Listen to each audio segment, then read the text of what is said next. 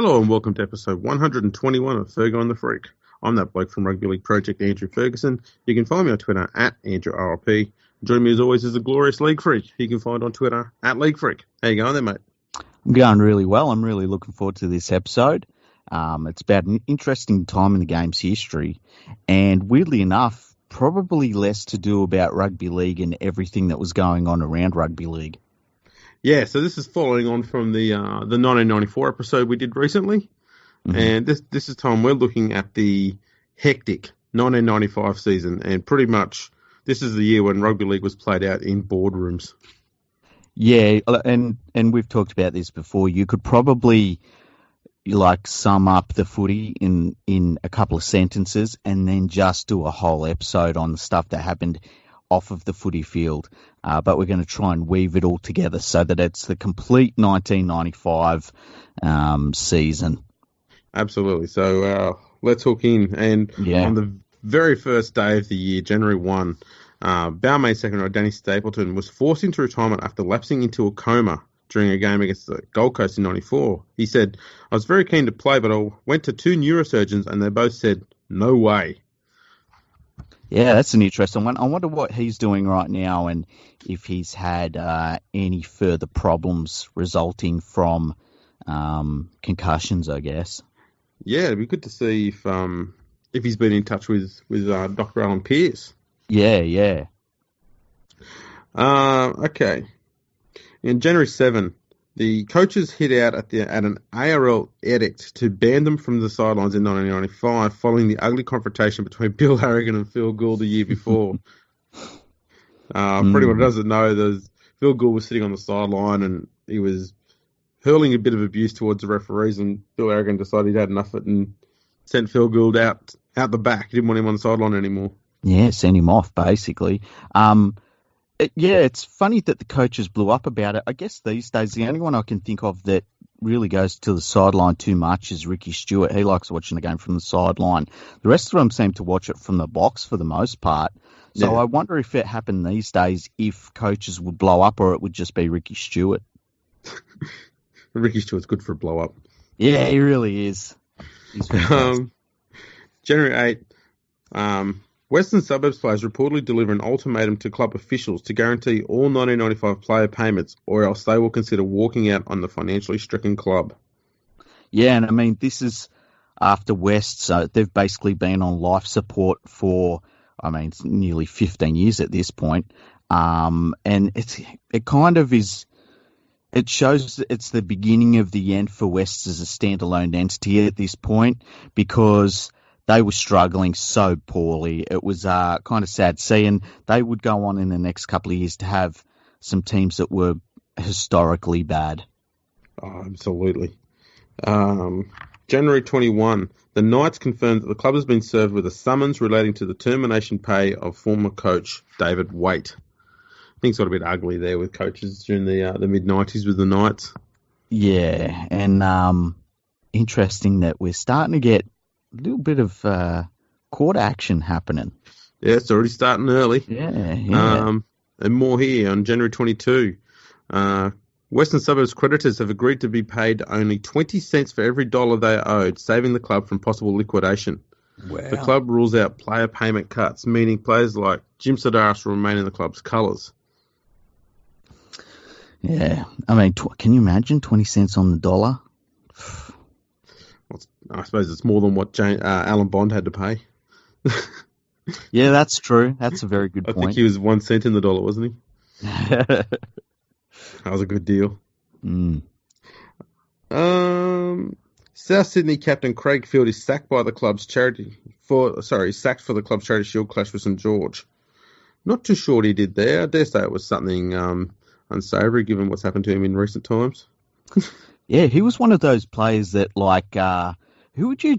he was probably a little bit like a Todd Carney in that he could play really well, but Todd Carney, it was different things, obviously. Todd Carney was just basically, but Craig Field, it was like, just when it looked like it was all coming together for him, something would happen, unfortunately.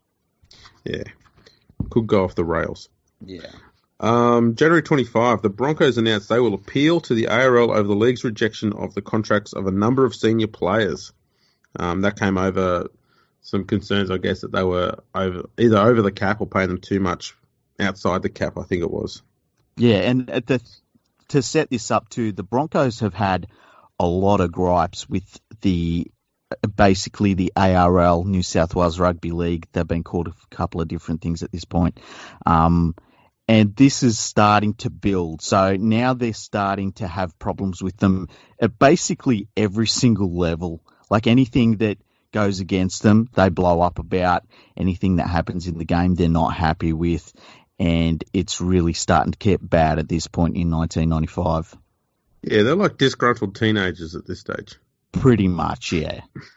January 29, it's been reported that Graham Langlands is going to be returning from the Philippines to scotch rumours that he has contracted AIDS. I'd never heard about this one before, so that was news to me.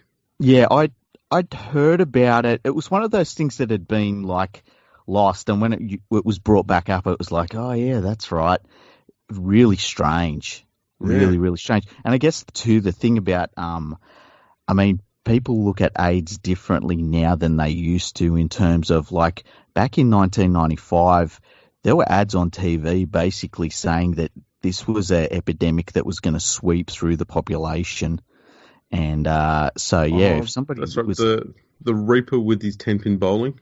Yeah. So if, for a footy player, former footy player, to be rumoured to have AIDS like that, that was a big deal. January 30, News Limited bosses and ARL officials meet for further Super League discussions. I'm sure they went well. Surely they did. February 2, the Magpies sign a $1.8 million sponsorship deal with Korean electrical giant Gold Star. I guess that got them out of a bit of financial strife for a little bit. Yeah. Not a bad one. February 3, the ARL cancelled their annual Chief Executive Conference in order to hold urgent talks with News Limited, proposers of the Super League tournament. Now, they're calling it a tournament there. That's interesting. Well, tournament competition, yeah, same sort of thing. I don't think even at this stage the ARL were taking them as seriously as they should have. Yeah, I agree. And it's understandable because the ARL had a lot of things already set up. Like there was really, if you're from the ARL side, you're hearing these proposals and you're like, we don't need to do any of this. We've already got our plans in place. We've got our media contracts in place. Then they weren't really offering anything new, but that wasn't the whole goal of Super League. No. February 4, the ARL announced they will not defend legal action threatened by the Brisbane Broncos over alleged salary cap breaches. Yeah, so they let them go by the wayside. They had bigger fish to fry. Yeah. Next day, the Roosters threaten legal action against the ARL if clubs are forced to amalgamate. Now, this is a really interesting one because at this time, the Roosters are a bit of a nothing club. Like they were kind of like the Gold Coast Titans of the New South Wales Rugby League going into ARL at this point. They had no success for a long, long time. They obviously weren't producing great players. Any of the players they were signing were journeymen, and they really just were nowhere as a club. And then for them to talk about amalgamation, which is really interesting because the Roosters then go on to look to amalgamate with pretty much every single club in Sydney. Yeah. Good to see they followed through with that threat too. Yeah. Well, they like to make big statements like that. That's right. February 6th, the 20 Winfield Cup clubs unanimously reject News Limited's proposal for a Super League in 1996. Kerry Packer was involved in the meeting and had a huge say, which swayed most of the clubs.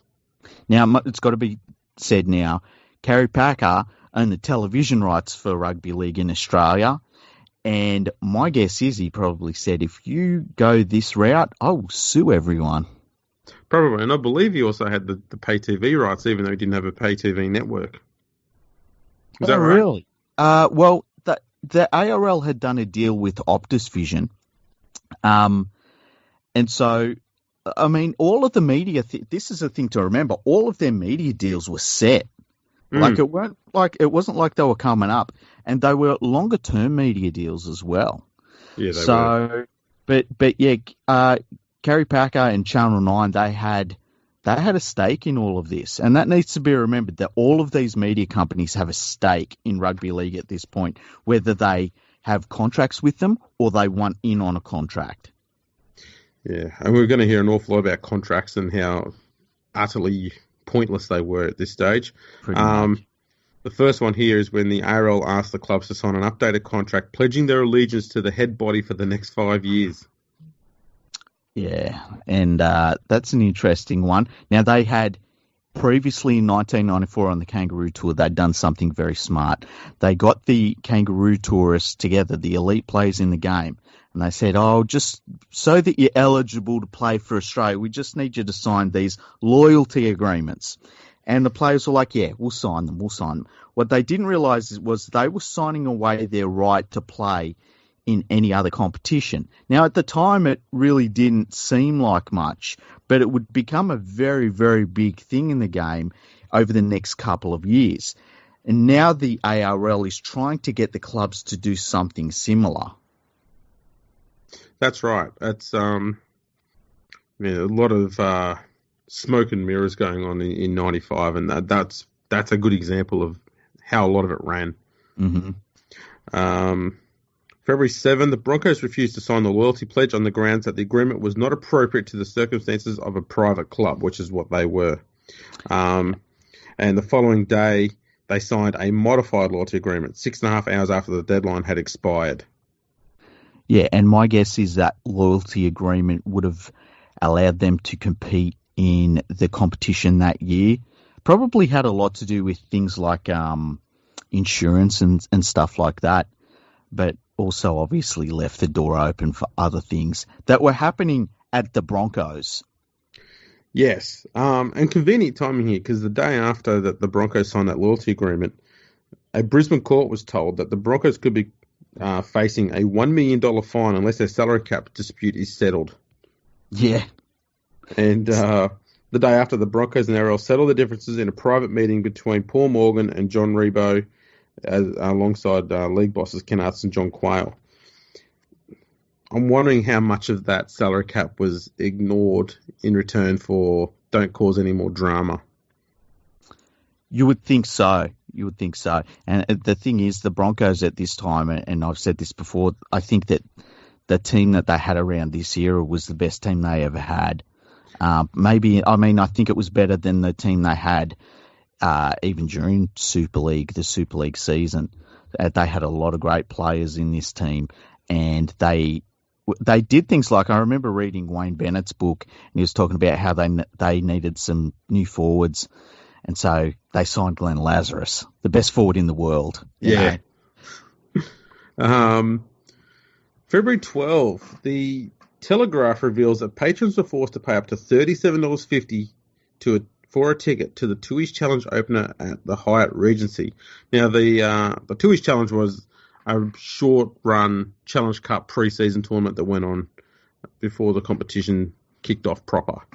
Yeah, and it was pretty much a way because we have trial games, and we've gone back to having just regular trial games where they give the players a run, have all sorts of weird lineups. They even use different rules to give players a break.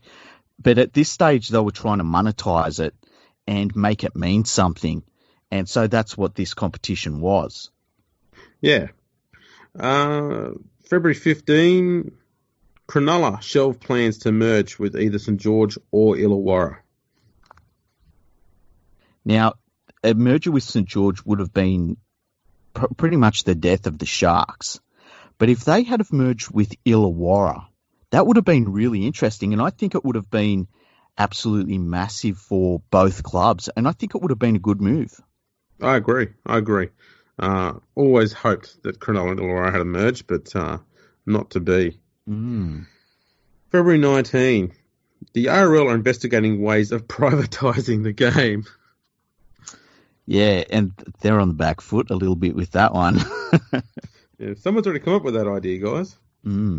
The next day, bookmakers step up their lobbying of the state government to have betting on league legalised. Yeah, now, Footy Tab I remember when that kicked in, and like we take it for granted now you can bet on rugby league. But back then you couldn't, which is kind of weird to think about, hey? Yeah. And had that, do you remember the jingle? Put your money where your mouth is. Footy Tab, there you go. Yep. That'll keep everyone tuned in. Mm-hmm. February 26th, Ken Arthurson sparks an uproar over the Test captaincy when he says Ricky Stewart has taken over from Laurie Daly as a frontline contender to replace Mal Meninga as Australian skipper. Daly says he's prepared to quit the Raiders to captain another club. Now, the thing that needs to be brought up here is the Australian captaincy is obviously, it's there to be taken. Mal Meninga's retired, long-time Australian captain. And the ARL realised that that role is coveted by the game's elite players. And they use this as a tool to get the elite players on side. We see it, the captaincy offered to different players. It is worth something to players, as we see here with Daly. They offer it to they don't offer it to different players, but they say you could be captain, and eventually that captaincy is a very important. It plays a really important role in the whole Super League war. It does, and the reason why Laurie Daly was involved in this a bit upset is because I think it was 1993. Might have been Australia versus New Zealand over New Zealand, and Mal Meninga didn't play in the series. I think he was injured, and Laurie Daly filled in as captain. Mm-hmm. And so he was seen to be, because of that, the next in line after Mal. Mm-hmm. And this is obviously a move by the ARL to try and get Ricky Stewart to stay loyal to the ARL. Yeah, exactly. February 28th, Canberra coach Tim Sheens calls on the ARL to appoint the Test captain immediately in order to minimise the fallout from the comments by Ken Arthurson and to settle a lot of drama at his club. Yeah, which makes sense. I mean, it would have a terrible thing for them right now at the Raiders. They've coming off the back of a premiership win, one of the great seasons in rugby league history, and now their two best players are kind of being played against each other. Yeah. March 1, an unnamed Western Reds player is suspended for 22 weeks after returning a positive drugs test. Now, we don't know who this player is. No.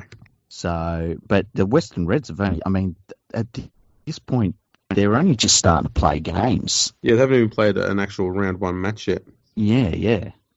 John Quayle reveals reserve grade could face the chop at the end of the season. He also says, ends speculation over the future of the Sutter Cup by saying it will be retained if the clubs want it. And in like a couple of months from now, no one cares about the salary cap. Salary cap goes out the window. I would say the salary cap doesn't end up being a real salary cap for probably 10 years. Yeah. March 10, the season kicks off. And the first game is Auckland versus Brisbane. And the Broncos win a very tight 25-22 match. The following day, South Queensland and North Queensland play their first games. And then we've got on March 12, the Western Reds, the fourth of the new teams, they beat St George 28-16. It's also revealed on March 12 that 9 clubs have signed with Super League to play in a 1996 breakaway competition, just a bit over a month after, all those loyalty agreements were signed.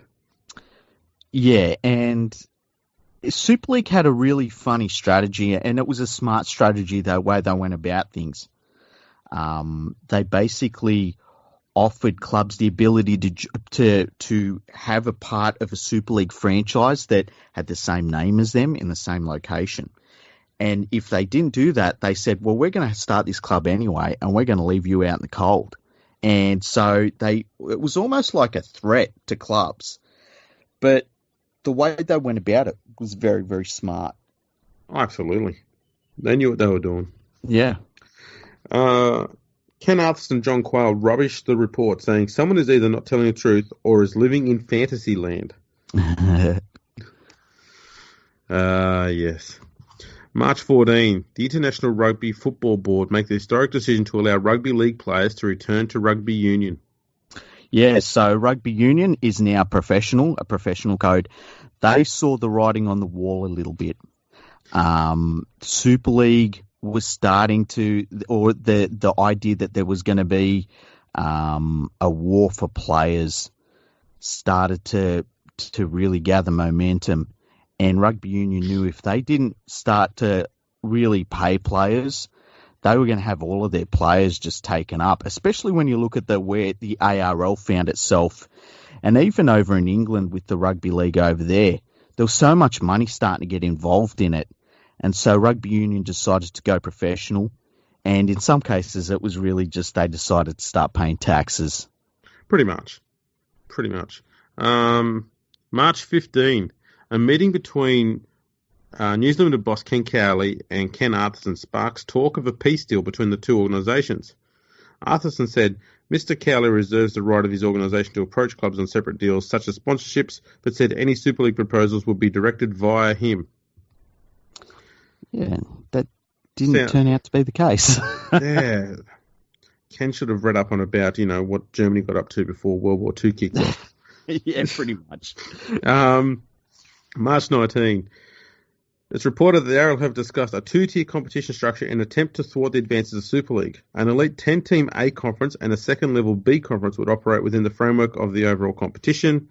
Teams in the second level would have the opportunity to qualify for the main final series. It just sounds messy. So, yeah, it sounds ridiculous. But this was obviously the ARL found itself in a weird position because it expanded to 20 teams for this season. And the whole idea was that they expand to 20 teams, but some Sydney clubs, they're going to die, and they were going to let them die off. Now, that process has already begun. We've seen it with the Western Suburbs Magpies. But some of the clubs, and in particular Brisbane, Canberra was another club at the time, they were saying, we can't keep dragging these terrible dying clubs along with us. And so this is obviously a compromise by the ARL. They're trying to come up with reasons why there doesn't need to be breakaway competition, but they're instead of allowing these other clubs to die off over time, they're trying to speed it up with this conference style. And look, it sounds ridiculous, and you can see why clubs weren't in on it. The following day, Ken Arthurson warned clubs that they faced expulsion from the competition if found guilty of secretly negotiating with News Limited over a Super League. Which, at this point, almost all clubs were. Yeah. March 26th, the Warriors commit the cardinal sin of using 5 bench players in their match against West. And it later happened to be that those 2 points that they lost cost them a place in the finals. Yeah, which is absolutely terrible and would have been fantastic in their first season to make the finals. Yeah. March 30. Make sure you got your pants on, people. Things are starting to get a bit hairy here. It's about to get really interesting. News Limited launched landmark court action against the RL, aiming to set aside the loyalty contract signed by the clubs in early February. John Quayle said, "We are extremely disappointed in News Limited. We were given no warning of this. However, I can say that our lawyers have fully considered the implication of the Trade Practices Act in relation to the agreements, and we are confident that those agreements will withstand any challenge." Now, keep in mind, just a few days earlier, News Limited said, look, we'll negotiate advertising arrangements and stuff with clubs, but we're not going to negotiate Super League stuff. And a few days later, they go to court to start to try and challenge the fact that they can't do that. Exactly. The following day, Brisbane Broncos Chief Executive John Rebo announces his sudden resignation from the club. Gee, I wonder what he's going to do now. Yeah, he's not going on holiday. News Limited reps staged lightning raids in Perth, Townsville, Brisbane, Canberra and Sydney in order to sign players to Super League contracts. Players from the Broncos, Raiders, Sharks and the Bulldogs are the first targets. The Telegraph reports the first players to sign include international players Alan Langer, Laurie Daly, Terry Lamb, Dean Pay, Steve Renoff, Willie Kahn, Brad Clyde, Ricky Stewart, Brett Mullins and Andrew Eddinghausen. Now, one of the interesting things about this moment is that people that were working on behalf of Super League were travelling under false names to these places, so nobody knew that they were going there to do these lightning raids. Really interesting time in the game. It was like a bomb went off when this was announced in the media. And this is basically, I consider this to be the moment when Australian media stopped being objective and started slanting everything, because from this moment on, everything that's in the media becomes propaganda for one side or the other in Super League war, and that never really left the media. And you kind of have to read between the lines in a lot of stuff that happens in the media from this moment on as well. Exactly. There's so many agendas going on now. Mm. So now we're at the big day, April 1, 1995, April Fool's Day, and news breaks of Super League's raids on prime playing targets across the country. The Sydney Morning Herald reports that Kerry Packer will join the ARL in defending News Limited's Super League court challenge. Long-serving board member Peter Moore stuns the league when he tenders his resignation. His decision follows that of many of the Bulldogs players, as well as coach Chris Anderson, to sign Super League contracts. John Rebo arrives in Sydney to begin the day-to-day running of Super League. Now, there's so much to unpack there. Well, let's start with Kerry Packer.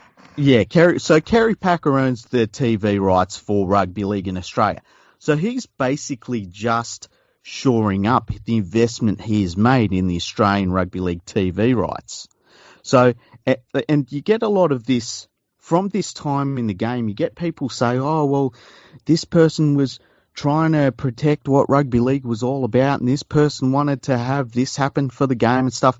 It was all about television rights, and that was it. It was nothing beyond television rights.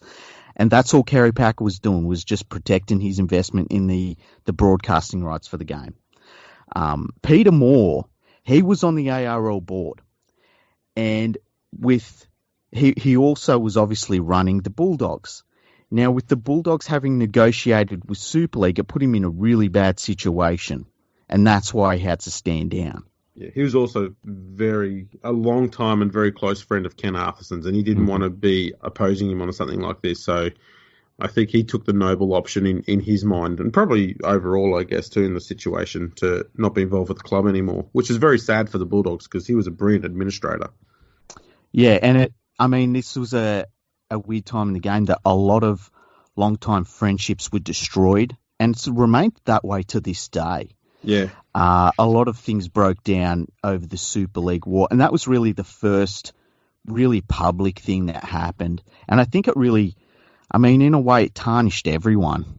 Oh, it certainly did. All right. Let's get into this first 2-week period here. This is going to be lengthy. It's crazy. This is crazy. And keep in mind, we're not talking about Rugby League at any point. No. We're talking about all off-season stuff, off-field stuff, sorry. April 2.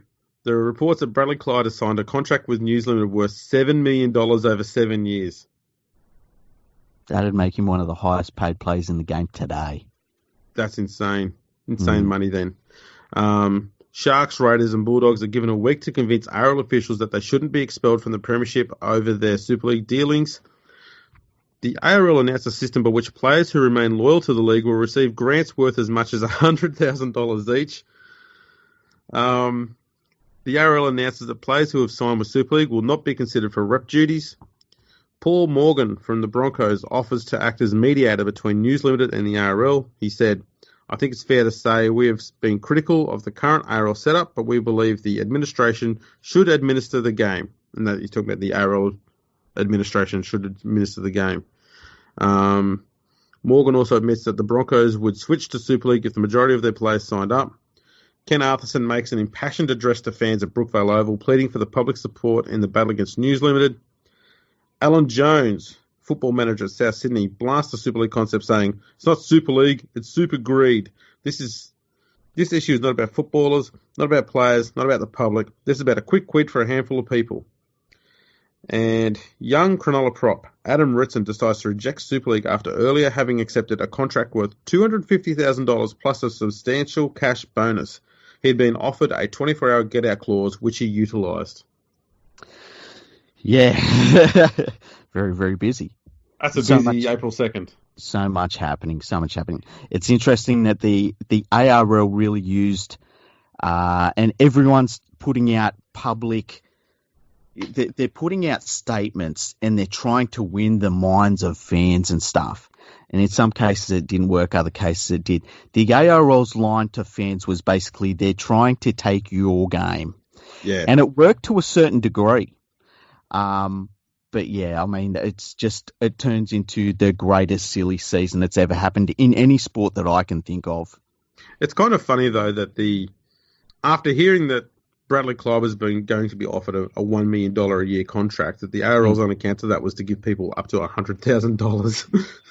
Yeah, and like $100,000 in this whole like scenario is nothing. And we've said before, there were probably more millionaires and just of players I'm talking about, more millionaires in the game that were about to be made than there maybe has been since 2000. Oh, of course, yeah. It was there was so many millionaires, it was crazy. We've already got Super League underway for 2 days, and we're already seeing some players being offered $250,000 already. That's not even to sign a contract. It's just money going around is stupid at this stage. Mm-hmm. April 3. Roy Masters suggests that the current competition may have to be suspended and the State of Origin series cancelled following the News Limited raids. The Canberra Times reports that the Raiders are prepared to sue the ARL to save the club from expulsion from the current competition. Ricky Stewart rejects the offer of the Test captaincy from the ARL to stand by his decision to sign with Super League. Federal Communications Minister Michael Lee says the government will not interfere in the ARL News Limited wrangle, and the ARL hit back at Super League by signing more than 50 players. Newcastle and Test prop Paul Harrigan pledges his allegiance to the ARL, and that's a big one. Yes, and one of the things, and this goes back to the Australian captaincy, they said that if he signed up, he would be the Australian captain. And he does end up captain in Australia in one game. Just so much happening. What an incredible time. It was very hard to follow at the time. The thing I want to say too is, of all of the people in the media, Roy Masters was one of the very few that understood, that kept clear on what Super League was about. And he talked about, he was writing at the time about what both sides were doing. I think of all of the journalists at the time, he was the one to me that stood out. And he was definitely on the ARL side. There's no doubt about that because everyone was on the side. But I think that his writing at this time was very, very good. And very balanced, given what was going on. Everyone was very, very passionate one way or the other. And he was, while he was ARL aligned, he was pretty balanced about it. 100%. April 4. Ken Hudson hints that clubs would not be expelled from the competition in 95. We don't want to punish loyal fans for the actions of irresponsible officials, he said. Mal Meninga denies he will become involved with the breakaway competition. Newcastle players hire a minibus to drive between the rival camps seeking advice and offers. Here's one you can expand on. Former international Michael O'Connor joins Super League as contracts manager. Now, the rumour is, and I think it's been confirmed actually, is that Michael O'Connor was crawling through windows to talk to players to get them to sign Super League contracts. It's really interesting because when he switched from rugby union, he talked about, he almost had a bit of a disdain for the fact that he turned his back on the amateur code and become a professional player. And so for him to be acting in this sense, it's very interesting, you know, and it showed, I mean, everyone was doing weird stuff at this point. It's almost like he's acting as a wrecker, I guess, of the establishment. Like, this is his way of saying, oh, I'll show you, mob, that I don't like you, and I'll do this. Yeah, it was an interesting one, and it's something, look, it's one of the first things I think a lot of people think about when you talk about Michael O'Connor, which is really sad because he was a very good rugby union player. He's a very good rugby league player as well. Yeah. But it's one of those things, and there's a lot of things that happen out of this moment in Super League where entire players' careers get tarnished by things that are said and things that they do and talk about. They broke this contract, they broke that contract, they went to court. But everyone was doing this at the time. Like, there was nobody that wasn't doing this sort of stuff. That's right. John Rebo claims Super League would deliver state-of-origin standard football every week. He also said that there is now no chance of reconciliation with the ARL, and the Brisbane Broncos move across en masse to Super League. Yeah, which wasn't a shock to anyone. No. April 5, Graham Murray, coach of Illawarra, is sacked by the club's management for his involvement in Super League. Mal Meninga endorses Super League in full-page newspaper advertisements. An ARL delegation including Quayle, Fulton, James Packer and Phil Gould meet for further talks with Ricky Stewart and later head to Brisbane to meet with Brisbane Broncos players. An ARL press conference in Sydney turns ugly when Paul Vaughton abuses a News Limited journalist. Geez, I wonder who that might have been. News Limited boss Ken Cowley warns that Super League contracts are nuclear-proof and players will be prevented from defecting back to the ARL. Manly stars Matthew Ridgely and Roberts agree to join the Rebel competition. Rupert Murdoch raises his Super League budget from $75 million to $300 million, leading analysts to predict he is on the verge of signing the British and New Zealand leagues. Shane Richardson, football manager at Cronulla, resigned, citing a conflict of interest over his dealings with Super League. And Auckland chairman Peter McLeod resigns but denies it is linked to the present situation. I mean, where do you start? I mean, for me, the big thing out of that is Murdoch just going, 75 million, let's just bump it up to 300 mil. Yeah, and look, at this point, News Limited just wants the Rugby League rights. And this is the background story. Pay TV in Australia is at its absolute infancy. And News Limited knows they need the Rugby League rights if they're going to have any chance of getting into people's homes in New South Wales and Queensland. And they just flat out have to have the Rugby League rights, and they will do anything it takes to get them. $300 million is a gigantic amount of money, but they're playing the long game. They're thinking in their heads over 30 years, over 40 years. This is an initial investment to get into homes. And at the end of the day, you've got to say that they got exactly what they wanted out of all of this, and that it was worth it. It was absolutely worth it to them. And that's why they were able to come up with all of this money and justify it. Absolutely. But I think it just showed too, it was a bit of muscle flexing from Murdoch too, because I reckon he had a fair idea that the ARL didn't have that much money. Yeah, and that's the thing. The ARL had built up a bit of a war chest before Super League hit, but it was just a general sports war chest. I mean, sports don't have $300 million lying around. That's right. So they knew there was going to be a point where the ARL couldn't outspend them. And then so they were like, $300 million, let's see what we can do with that. April 6th, Tim Sheens and Wayne Bennett criticised the involvement of Bob Fulton and Phil Gould as ARL negotiators.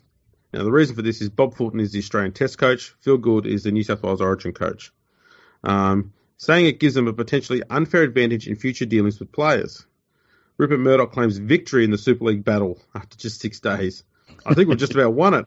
It's no longer the Rugby League, it's the Packer League, but it's just about finished, he said from New York. Ricky Stewart rejects overtures to defect back to the ARL. Super League announced the signing of the Great Britain and New Zealand leagues. Ken Arthurson says Super League clubs Canberra, Cronulla and the Bulldogs would not be expelled from the 95 competition. Super League executive John Rebo and Broncos spokesman Chris Johns face a grilling from the panel of Channel 9's Footy Show. Yeah, I remember when that happened. That was absolutely amazing. And I believe it was Ray Hadley really went off on them. Yes. And Ray Hadley has said that he was a little bit embarrassed by the way he carried on. I don't think he carried on too badly, to be honest. The emotions were high with everyone at this point. I mean, you look at what we've talked about just in the last week that's happened in Super League. And yeah, Rebo and Johns were there and they had some pretty tough questions asked of them. And they were in a position where it was hard to justify what they were doing. Yeah. the funny thing about this is you got the New Zealand guys on Packers Channel 9 show. It was never going to be balanced. No, it wasn't. But they needed to get out there. They needed to get on TV and start pushing this and being visible in the public. And, you got to remember back then the internet wasn't a big thing. So, it was interesting. The other thing was when Super League signed up New Zealand and Great Britain, this is the start of isolating the Australian Rugby League internationally. And it's one of the things that the Australian Rugby League had in their favour. And it was a smart move by Super League because the ARL is offering this Australian captaincy to players and they can't play anyone. So it's worth nothing if they start signing up all of these other teams. That's right. April 9, Ken Cowley announces most of the Auckland Warriors have now signed with Super League. The Sun Herald claims that 20 rugby union stars will defect to Super League after the World Cup in South Africa. ARL chief Ken Upton says England's decision to commit to Super League has ended future Kangaroo tours and placed the 95 Centenary World Cup in jeopardy. Andrew Ettinghausen announces his decision to sign with Super League. And just for something a bit different, the South Queensland Crushers surprised North Sydney 16-12 to claim their first premiership win. Yeah, there was footy being played at this time. Yeah, that's right. That was going on. Isn't it weird that during all of this, there was football being played at this time? And at the time, it didn't come across to me as being so. But looking back, it almost would have been justified if the competition was suspended. Yeah. Because so much was going on and clubs and players and, it was an absolute mess. It was a real mess. And I guess the only reason why it continued was because they had media contracts that they had to put football games on. Yep. That's pretty much it. April 10, North Sydney officials meet with representatives of Super League. Two of the game's greats, Mal Meninga and Johnny Raper, have a clash at a Super League information meeting at the Cronulla Leagues Club, which was where Meninga allegedly said, "I played for 16 years and what have I got afterwards? Absolutely nothing." And I would suggest that's the biggest regret of Mal Meninga's career because that still haunts him to this day. It does. And outside of that, he has been a wonderful servant for rugby league. He is, absolutely. One of the icons of the game. And the weird thing was at this point, Mal Meninga was like, he was like a god. He'd done everything in the game. He'd been on more kangaroo tours than anyone. And when he said that, he broke hearts. Yeah. And angered a lot of people. Really did. I would love to talk to Mal Meninga about that because, can you imagine doing all the stuff that Mal Meninga did, even up until that point? And since then, he's done legendary things just in coaching. But that still gets attached to him. Yeah. It's the worst thing he said, even after everything he said in his political career. Yeah. I think his political career was a highlight, actually. I think he worked out, man, this is ridiculous. I'd say he's the most honest politician we've ever had. Exactly. That's what I'm trying to get at. New Zealand has threatened to cut the Illawarra Steelers from their Super League plans unless they reinstate coach Graham Murray. April 11, the ARL and New South Wales Rugby League commenced legal proceedings in the federal court against News Limited over the formation of a Super League competition. Now, they're going to fight this legal battle for years now, and the lawyers will get very rich. There'll be a lot of people in the administrations that will fall by the wayside while this legal battles continue in court. This is when it really, really starts. Oh, yeah. North Sydney reject an offer to take up Super League's Northern Sydney franchise. Malcolm Riley, coach of the Knights, pledges his support for the RL. Cronulla supporters demand that any decision about the club joining Super League be put to a vote.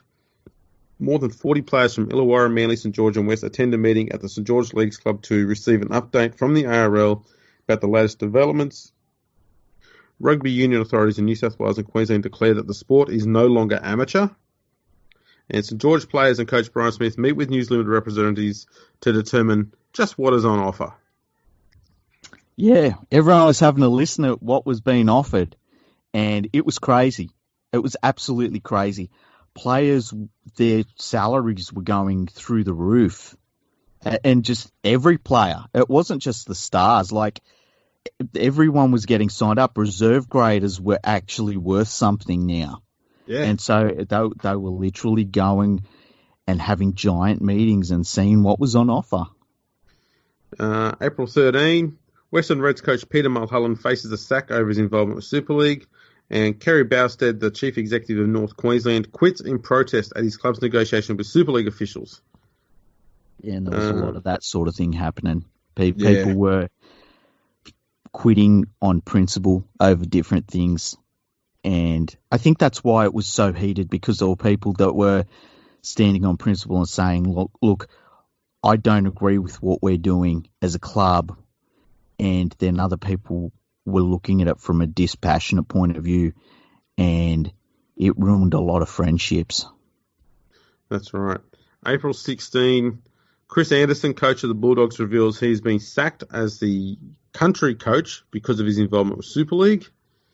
On April 18, leading referees Bill Harrigan and Graham Annesley are sacked by the ARL after signing contracts to join Super League. Harrigan describes an offer by the ARL to remain with them as a joke. Yeah, and Bill Harrigan, in particular, he made a lot of money. Especially for a referee, absolutely. Yeah, and like, I would dare say that he was probably making more money at this point than referees today make. It's possible. Yeah. So, and the referees back then, I mean, I guess they were not too higher than like what we would be seeing from park referees in terms of pay scales and stuff. I mean, they would have been earning quite a bit more than a park referee, but they weren't full-time professional referees like we have today. No, not even close. Wayne Bennett, who earlier announced, I don't want to be part of a farce in regards to selectors overlooking star players who had signed with Super League, agrees to stand down as Queensland State of Origin coach. His place is taken by former Queensland player and Channel 9 commentator Paul Vaughton. Yeah, and Fatty Vaughton was in an impossible situation at this point as the coach. Yeah. No way he was going to make that work. And with pretty much all of the teams who provide players for the Maroons Origin side all being with Super League and therefore not available for selection. Yeah, it's an unwanted task, that's for sure. Yeah. The ARL announces no refunds will be made to fans who bought tickets for the State of Origin series despite their intention to ignore Super League aligned players. Paul Harrigan replaces Mark Sargent as Newcastle captain, and former Test referee Greg Hartley offers to make a comeback after another referee, Stephen Clark, signs with Super League. I would absolutely have loved to have seen that happen, hey? Yeah, Parramatta fans wouldn't have. You know, it's interesting. There was a thing there you said when Mark Sargent was replaced by Paul Harrigan. That caused a little bit of an issue because Mark Sargent was like Paul Harrigan before Paul Harrigan. He was the Knights. Yeah, absolutely. Powerful prop forward runner too. Yeah, good player. April 21, the Herald publishes a letter from three of Australia's all-time great players, Bob Fulton, Reg Gasnier, Johnny Raper, to Mal Meninga, expressing their disappointment at his stance on the Super League issue. The ARL steps up its legal action against News Limited by suing for millions of dollars in damages. ARL Chairman Ken Arthur says federal court proceedings were expanded to include a claim for damages worth hundreds of millions of dollars. Super League Chief Executive John Reba announces a full British Lions tour of Australia and New Zealand for 1996. He was confident. Yeah. But it's all propaganda at this point as well. That's what you've got to remember. And Super League needs to show, we're doing this. This is happening. We've got plans. It's not just signing players. They've got to show that they will be running competitions at this point. Yep. The following day, Super League ref Bill Harrigan is ordered out of the referees' room at Cogra Oval. It's just amazing that the Super League wore even went as far as the referees in that division there. Yeah. And it really was. You had, who was the ARL ones? I think Manson was one of them, was he? Yeah, David Manson. What's the other one? There was a couple of other ones, but there was a Super League split in the referees. It's fantastic. April 23, the French Rugby League is poised to sign with the Super League, causing the ARL to be further isolated. Mark Geyer is placed on report for allegedly throwing a ball at referee Kelvin Jeffs. April 24, Tom Rodonicus, coach of the Western Suburbs, is appointed to coach Country Origin. Illawarra centre Brett Rodwell applies for a release from his Super League contract. Australian scouts descend on England to sign players for ARL clubs. And the Country Rugby League confirmed that no Super League players would be selected in its team to meet City. Yeah, so at this point, the ARL is using its power to not select these Super League players, Super League aligned players. And, I mean, it's a big thing. I mean, there's rep payments, and they weren't very big back then, the rep payments. But the honour of playing rep football was huge. Yeah. April 25, Martin Afire pledges the rest of his career to Wigan, leading a charge of British players to the new English Super League competition. Didn't really stick to that, though. Nah, he was gone a couple of years later. Ended up playing for the London Broncos. Salford. Yeah. April 26, Eddie Ward and David Manson signed upgraded ARL contracts worth up to $80,000 a year. I would love to know what the modern day referees earn, hey? Yeah. I would bet it's about I bet it's about the same sort of level. I wouldn't be surprised. April 27, City Country match is transferred from Marathon Stadium in Newcastle to Steelers Stadium after Knights officials claimed that the absence of Super League players would affect crowd figures. Wow. Broncos coach Wayne Bennett endorses a proposal for a charity match to be played between Brisbane and Canberra at ANZ Stadium on June 12, the same night as the third State of Origin match. I'm glad that Wayne Bennett decided not to be part of a farce, hey? Yeah, it's good he stuck to his guns there. Yeah, he's good like that.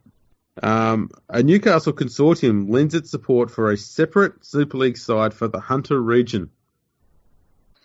Yeah, and this is when we found out a lot about Newcastle people, hey? Like, yes. They didn't take too kindly to this at all. No, not at all. April 28, Roy Masters reports that secret peace talks have been held between ARL and News Limited.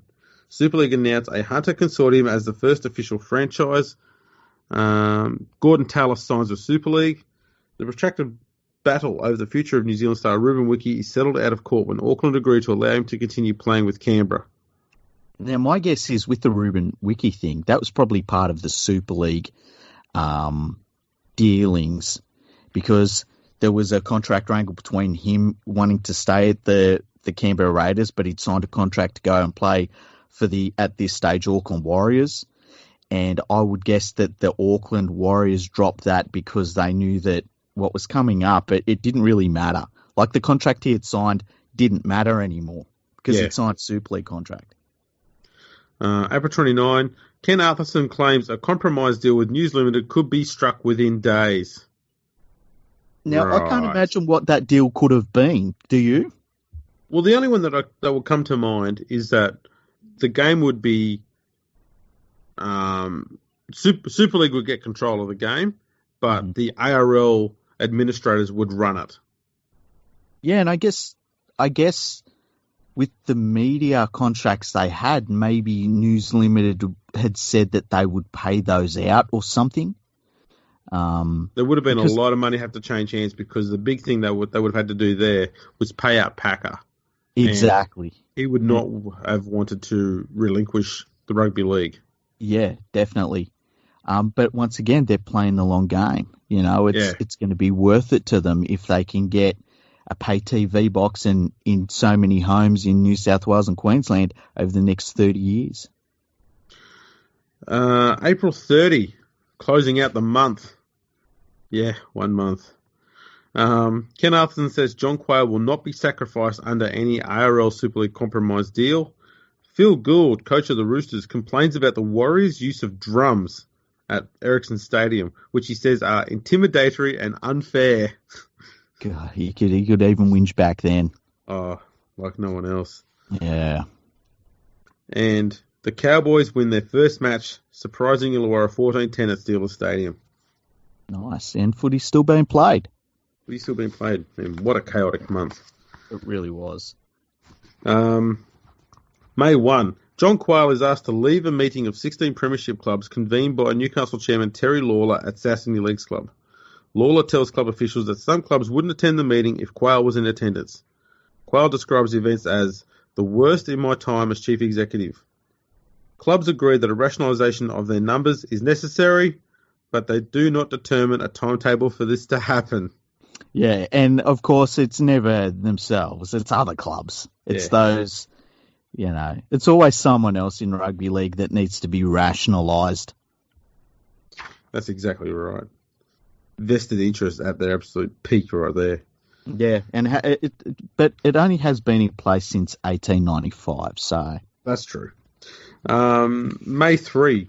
Former Labor Senator Graham Richardson, acting as an ARL negotiator, offers the Newcastle Knights a financial rescue package. The Courier Mail reports that rugby union star Jason Little has been offered a $6 million deal by Super League. And Gary Jack announces he's come back with the Sydney Tigers, while Brett Kenny opts against making a comeback.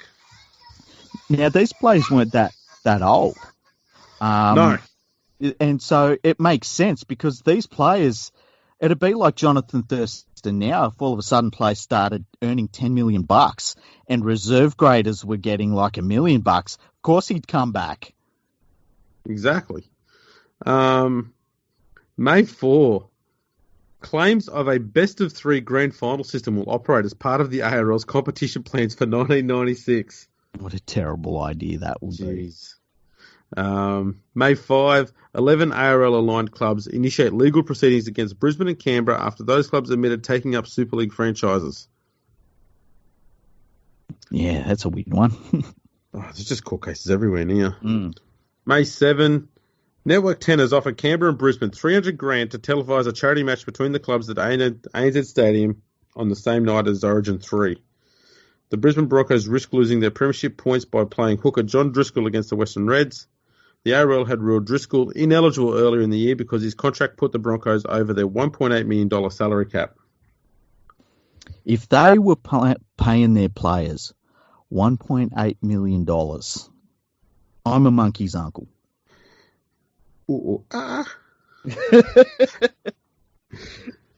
Like they might have been paying three times that. The report was, remember at the start of the year, that they were close to $1 million over. And then when you hear that Bradley Clyde's been offered $1 million a year, $1.8 million doesn't look like much at all anymore. Exactly. May 8, Ken Arthurson claims the game is in an almost irreparable state. State of Origin selectors overlooked Super League players when naming teams for the opening match of the 95 series. Unknown Gold Coast teenager Ben Eichen is named as a fresh reserve for the Maroons. Yeah, and I mean, the Queensland team at the time, it looked... I mean, there were players that you were like, who's this dude? And the story of Ben Eichen getting in the elevator at when the Queensland team first got together, and Fatty Vorton said, "Nah, mate, sorry, you can't come up here." And he was like, "I'm your 5'8". It's very funny. The New South Wales team looked pretty good though, but the Queensland team looked so bare bones. It was very threadbare. May 9, former Maroons coach Graham Lowe lashes out at Paul Vorton, labelling an ARL puppet.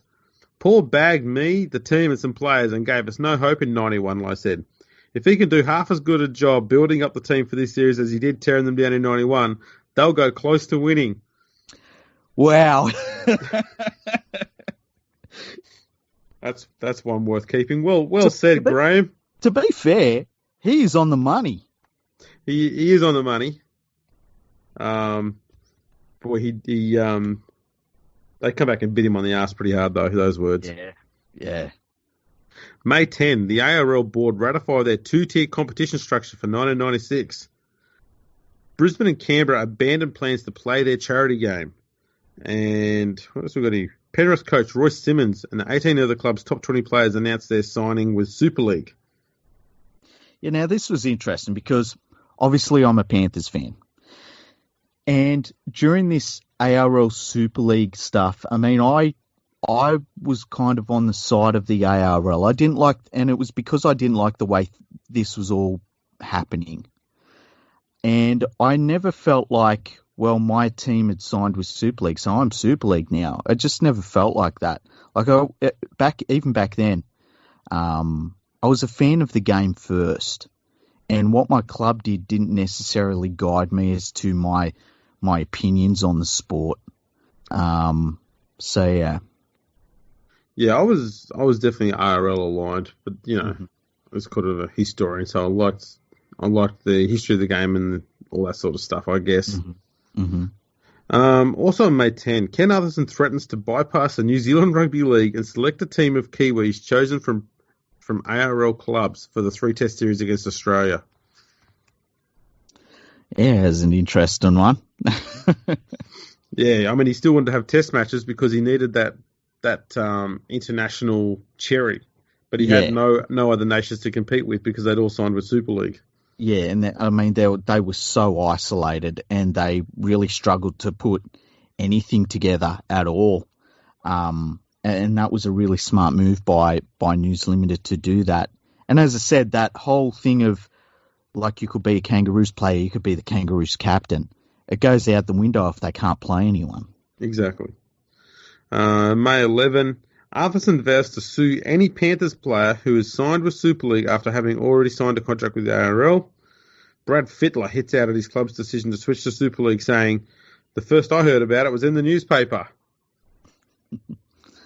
And I dare say that there's some people that made out better than others through the Super League war. Brad Fittler was probably one at the top of that list, maybe. He got a lot, and look, he was one of the best players in the world at that point. It's not like he was given anything, he wasn't handed anything. But certain people come out of it. I mean, Phil Gould, he was another one. I think the Sydney Roosters as a club, by a long, long way, they made out better from Super League than pretty much every other club did. But yeah, Brad Fittler was definitely in the ARL camp, and that has to be remembered.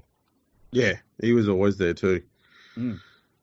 May 12, 42 days after the Super League was announced on April 1, John Rebo reveals the Illawarra franchise is the preferred choice for the 10th and final position in the Breakaway League. Ken Cowley claims victory in the Super League battle and offers ARL boss Ken Atherton a noble surrender. The ARL is flooded by faxes. For people who are younger than us, faxes are like text messages on paper. Yeah, exactly. They were crap. Let's make it that clear. The ARL is flooded by faxes from clubs formally declaring their loyalty to the News Limited Breakaway competition to begin in 96. The clubs are Broncos, Raiders, Sharks, Bulldogs, Reds, Cowboys, Panthers, Warriors, and a Newcastle West consortium. Which is interesting because Newcastle West now owns the Newcastle Knights. They do. Swings and roundabouts, almost. Mm-hmm. The ARL launched a series of TV commercials aimed at rallying public support against the Super League. May 13, Ken Atherton says further talks between himself and Ken Cowley are pointless if Super League continue in their aim to take control of the game away from the ARL. Manly. Oh, that's low. Manly are offered the 10th Super League franchise. Which was never, ever going to happen. No. But that was when it got personal. Yeah. Like, real personal between the Super League and Ken Atherton. Atherton, diehard Manly man, was ran the club for many years, was a former player of theirs, absolutely loved them. So for Super League to go and first talk to Manly, that's going after Atherton's soul, that is. Yeah, and it's funny because at this time, there was a feeling that like the Manly Seagulls got preferential treatment in the league because of Ken Atherton running the competition. I personally don't think that was the case at the No. time. Like, when you look back at it, I don't really see where the preferential treatment come into it. And there was also this idea that they got preferential treatment from the referees, which I didn't really see either. No. But yeah, going after the Seagulls, and as I said, they were never going to get them. It's interesting they didn't get North Sydney, though, because Super League's goal was to have basically 4 teams in Sydney, North, South, East and West. And North Sydney were a very, very strong club at this point. And when you look back at it, it was a really bad decision that they didn't pick up Super League. Absolutely. Super League license. Really, really bad one. Yep. No, I fully agree. Cost them existence, really. Everything, yeah. John Rebo claims a breakout competition will begin in 1996, irrespective of federal court action. Kind of doesn't work that way, John. Yeah. I mean, I like your tenacity, but yeah, that's not how it works. May 14, the Rugby League radio audiences dropped by 75,000 as a direct consequence of the Super League battle. Kent Cowley offers the free-to-air rights to Super League matches to Kerry Packer during an interview with the Radio 2UE. Now, here's the thing. They only care about the TV rights. All of this is about TV rights. And Kerry Packer will get what he wants at the end of the day. And News Limited will get what they want at the end of the day. And you just got to keep that in mind when you're hearing all of this stuff. Because all of these people were saying, we just want what's best for the game. We want the players to be superstars. We want the game to go worldwide. It was all crap. It was just about television rights. And that's right. But this move here to allow Packer to still keep the free-to-air rights was essentially a way to, I suppose, take away the money and power base that the RL had with Packer on their side. So this is trying to take Packer out of the picture. Very smart move. And I guess I wonder if News Limited come to a determination that it would save them so much money basically giving up those free-to-air rights and that it wouldn't affect the pay TV rights too much. And so it was just a compromise on their behalf. Pretty much. May 15, the ARL initiate new legal action against Super League seeking injunctions that the clubs be restrained from unlawfully releasing players from their existing contracts, contravening their constitutions and breaching their loyalty agreements by being involved in a rebel league. The following day, the federal court granted those injunctions, with clubs agreeing not to release players from existing contracts and News Limited giving an undertaking not to induce clubs to release players. The following day, none of it matters. The following day, ARL Chief Executive John Quayle confirms that 10 players have sought releases from their ARL contracts. May 18, the ARL asked the federal court to give absolute priority to their legal action against News Limited. May 20, South Sydney Australian lock forward. Les Chikakowie passes away in Sydney. Absolute legend of the game, Les Chikakowie. Yeah. And it's sad that, usually when you have a player pass away, especially a former Test player, you'll get like a day or two of just memories and, recollections and biographies and stuff like that come out about, what they did and, great appreciation for them. And any legend who passed away in 95, their passing was just, it was like a small bit of news in the, 10 pages in from the back page somewhere. Yeah. Yeah. And I mean, even when you look at it was the centenary of Rugby League in 95. Yeah. And even that celebration, it kind of was brushed aside. Like, to be honest, nobody really cared because of all of this stuff that was happening. Utter chaos this was. May 21, Dean Pay and Jason Smith turned their backs on Super League and returned to the ARL. Jim Dimmick is reported to be considering following them, and a fourth Bulldog is said to also be rethinking his Super League decision. And they would, of course, go on to leave the Bulldogs, and they'd be Parramatta players, ARL-aligned Parramatta Eels players. Spent a lot of money on those players. And, I mean, in some ways it was worth it, but in a lot of other ways it really wasn't for Parramatta. I mean, they didn't win a premiership. They come close. There was one team there they had was pretty good, but for the most part, it didn't really work. No. May 22. Super League launches legal action against the ARL to prevent any players inducing other players. Sorry, to prevent any individuals inducing players to break their Super League contracts. Yeah, because we wouldn't want that at this point. My goodness. That's What a just mess. carnage. What an absolute mess, eh? It is. Jared McCracken, Jim Dimmick joined Dean Pay and Jason Smith in the decision to walk away from Super League. The Bulldogs reinstate Pay and Smith, but select them in reserve grade for the club's upcoming match with Parramatta. John Quayle offered Laurie Daly a test captaincy if he returned to the ARL. The ARL announced it will spend its accumulated reserves of $12 million on rescue packages for loyal clubs. $12 million. Nothing. Absolutely nothing. The Bulldogs are expected to launch fresh legal action against the ARL, claiming the club's loyalty agreement was signed under duress. Of course it was. Wow. May 24. John Rebo claims the remaining franchise for the Rebel competition could go to a Japanese team or consortium. Yeah, and this is more of that PR spin. John Rebo was really good at getting this idea out that they wanted to take Rugby League global. And Rugby League was a little bit different than it is now.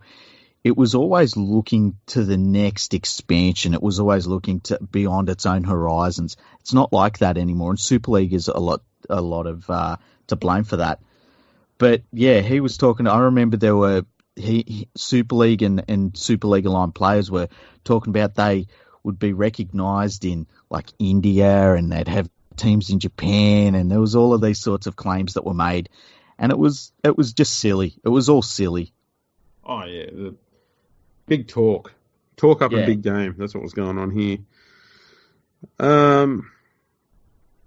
The ARL announced a 3-test series against the rest of the world side in 1996. That was the rest of the world side that they selected. And I'm trying to think. I think Jason Robinson played in that game. Hey, yeah, he did. Yeah, he's the only top of the line player I can think of that played in that game, or the one that sticks out for me anyway. Yeah, I mean, he was the real big name that they were, they were talking up, I guess, in the media. Mm. He was the one that they really wanted to have. I don't remember that game at all, by the way. Just trying to find it now. Let's have a look here. No, it didn't even get played in 96, did it? No, it got played in 97 instead. 97, yeah. Yeah, the rest of the world team was Gary Connolly, Jason Robertson, Craig Innes, Phil Howlett, Marcus Bai, Tom O'Reilly, Adrian Lamb, Jason Lowry, Lee Jackson, Terry Hermanson, Darren Ramika, Jared McCracken, Andrew Tangatoa, Craig Smith, Harvey Howard, Chris Nahi, and William McLean. Some good players in that team. There are.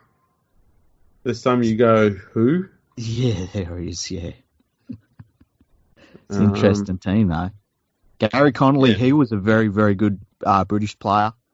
I think he's probably the best British centre I've seen in my lifetime. Wasn't a fantastic play, but he was very good, very solid player. Yeah. Now, where were we up to? Here we go. The Sydney Bulldogs threatened to launch legal action against the 4 players who defected back to the ARL. The Brisbane Broncos claim up to 6 players were approached by the ARL in an attempt to induce them to break their Super League contracts. The federal court sets a date of September 25 for the start of the legal battle between the ARL and News Limited. And addressing the National Press Club in Canberra, John Rebo says it is time we got the gloves off as hostilities with the ARL intensified. So apparently at this stage the gloves were still on. Yeah. You know what? It'd be interesting to, and I'm sure we could find it, look at that National Press Club address and go through it.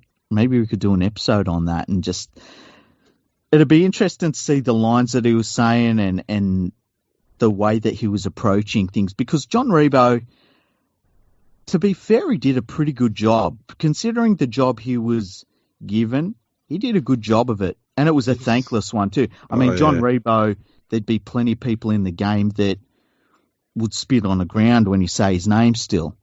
But, you know, but he did a job, and he did it well. He did very well. No one would have done that job. No, and he would have known. He would have known what he was getting into, and he still did it. May 25, the Roosters president, Nick Politis, denies the Roosters attempted to lure Ricky Stewart, Laurie Daly and Bradley Clyde to the club, rejecting claims made by Canberra CEO Kevin Neal. Ellery Hanley accepts a $950,000 deal to switch to the ARL, leaving England without a coach for the Centenary World Cup. Absolutely crazy amount of money, hey? And he was in the twilight of his career at that stage. I mean, he'd already turned to coaching. Yeah, exactly. North Sydney and Queensland prop Tony Hearn claims the ARL is in danger of alienating its loyal players if it continues its raids on Super League ranks. All of a sudden, the ARL are paying these players who have gone to Super League bigger money to come back, and we're the ones who are loyal, he said. Now, the reason why I like this comment here is that that mirrors a lot of the sentiment that was in place in 1909 when the Wallabies were being paid tons of money to switch codes to Rugby League, and all of the Rugby League players who were loyal had been paid peanuts. Yeah, we talked about that during the 1909 episode. And it's a very strange situation for the administrators to be in once again. History repeats itself, hey? Yeah. Also on May 25, executives of the 9 Super League clubs meet for the first time to discuss plans for the Rebel competition. Yeah, it would have been an interesting meeting. I wonder what was said in that meeting, because I would guess a lot of the clubs didn't know what was going on. They just had signed the contracts. That's all I knew. Yeah. May 28, Michael O'Connor calls for the sacking of John Quayle over his handling of the Mark Carroll sighting earlier in the year. Mark Carroll was cited and was supposed to be suspended for a week, but then they had the suspension overturned. Yeah. May 29, a parliamentary rugby league supporters group headed by Speaker Stephen Martin attempts to broker a peace deal in the ongoing dispute. We've now got politicians getting involved in this. I feel as though these days they would have been a lot more involved in it, because obviously social media and things like that would have applied more pressure to politicians. True. I also think too, because Labor was in power, and this was, it was Keating's government, which was more of a traditional Labor Party than the one you've got today. They're a bit more, I suppose, socially minded, worker union supporting, that sort of thing. So they still had that strong tie with Rugby League that they had back when the game first started in 1908. So it's not surprising for me that the politicians didn't wait too long to get involved in this. I mean, it's only been essentially almost 2 months since it kicked off, and they've already started going, we need to get invested in this and we need to get involved in this, because they didn't want to see the game die and wither away because of it. Yeah, and I mean, the Labor has always had very strong ties to the game. I feel as though over the Super League war, those ties are going to fall apart. And it probably comes down to the people that end up running the game and things like that. But yeah, it's so much of the history of the game and things that you could always rely on in a game that is very unreliable at times, fell apart during this Super League war. Yep. May 30, Knights football manager Robert Finch resigns from the club to join the Newcastle Super League franchise. I bet he was happy with that decision. Yeah. Super League announced the introduction of unlimited interchange and timeout for kicks at goal. Now, Super League had some interesting rule changes that they wanted to bring in. One of the things that they did was that the team that scored the try kicked off, which was never attained. And it was different. I can't say why it didn't work, but it just felt wrong. Yeah, it's like you're rewarding the team for being crap. Yeah. I think that's what it was. And the other thing too, it stopped a team from, how a team will get on a roll and they'll come back into a game. It's kind of stopped that sort of momentum. That's correct. Now, The Australian reports that the South Queensland Crushers have all but won the final franchise for the Rebel competition. That's not very good reporting. Yeah.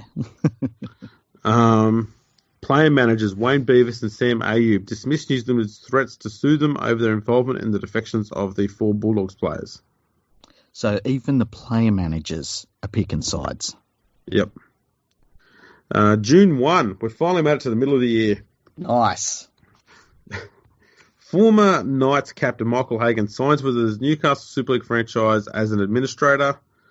On June 2, the ARL decides to end the international transfer system. June 3, Western Samoa and Tonga join Super League.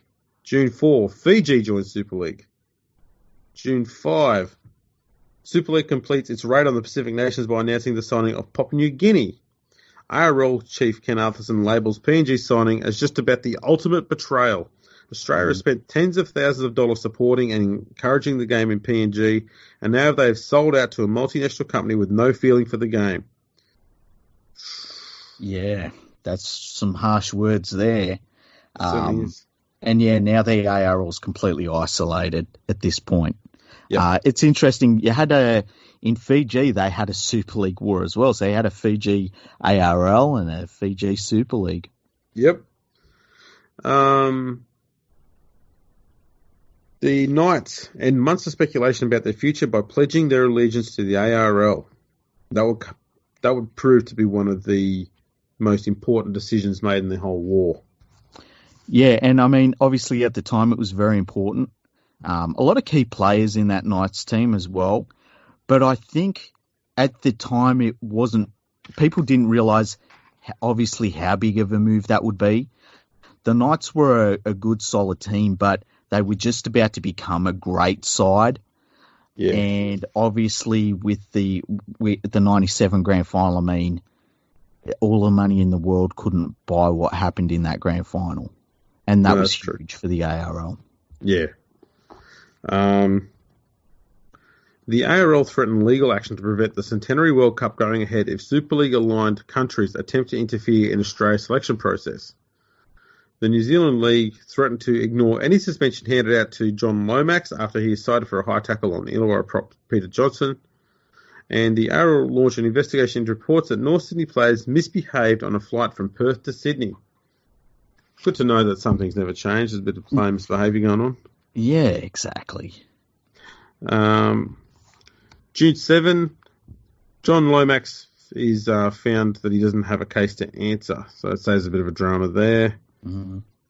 Canberra tell their major sponsor, Canberra Milk, it could cost them up to $5 million a year to support the Raiders in the breakaway Super League competition. How many times has Canberra Milk been on their jersey since?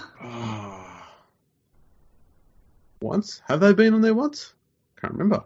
I feel like they've been on once since. Because I feel like there was like a throwback to like, oh, Canberra Milk's back. But that's it. ARL officials fly to Brisbane for urgent talks with the South Queensland Crushers. June 8, the South Australian Rugby League joins Super League and is touted as the competition's 11th franchise for 97. Now that's huge because they're the first official Australian Rugby League organisation to switch like that. Yeah, an entire state too. Yeah. June 9, Ken Arthurson warns that someone could end up in jail if the ARL won its court case against News Limited in the Super League. Yeah, I always love things like that. It's fantastic. Mm-hmm. June 10, Roy Masters reveals that secret merger talks have begun between the Roosters and the Dragons. Now that's really, really interesting. There were a few merger talks. I mean, everyone was having merger talks in Sydney with everyone else at this point. It seemed as though the Roosters were huge. And keep in mind, earlier in this episode, they were talking about legal action if teams had to merge the Roosters. Now they're having merger talks with everyone.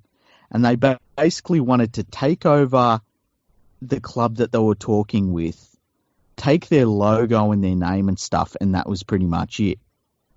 That's correct, yes.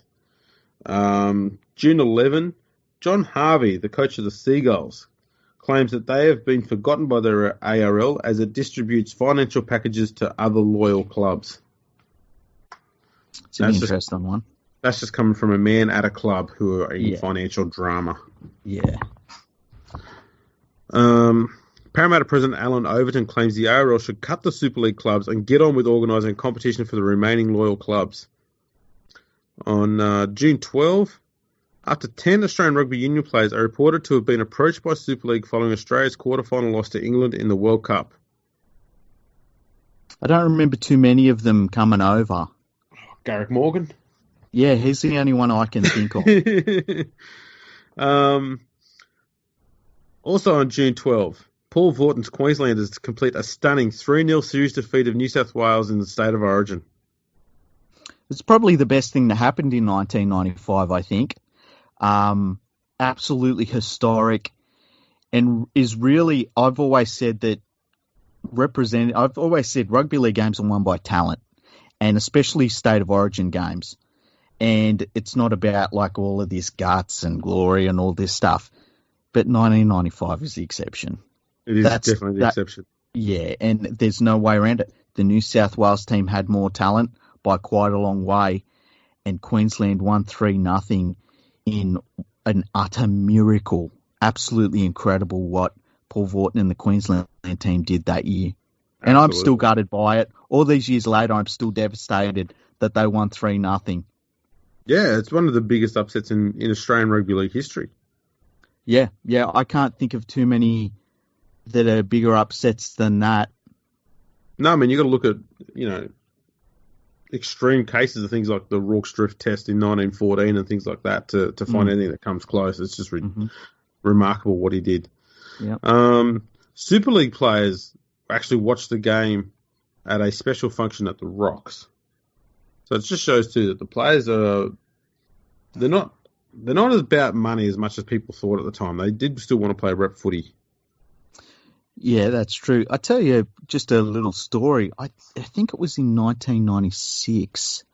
I went to a State of Origin game in Sydney, and I'd had the day off, and me and my friends had gone to a friend's house, had the day off, and we just decided on a whim to go and watch the State of Origin game, and could rock up to Sydney Football Stadium, just buy tickets. None of it was a problem. And that showed the toll that the Super League war ended up taking on State of Origin.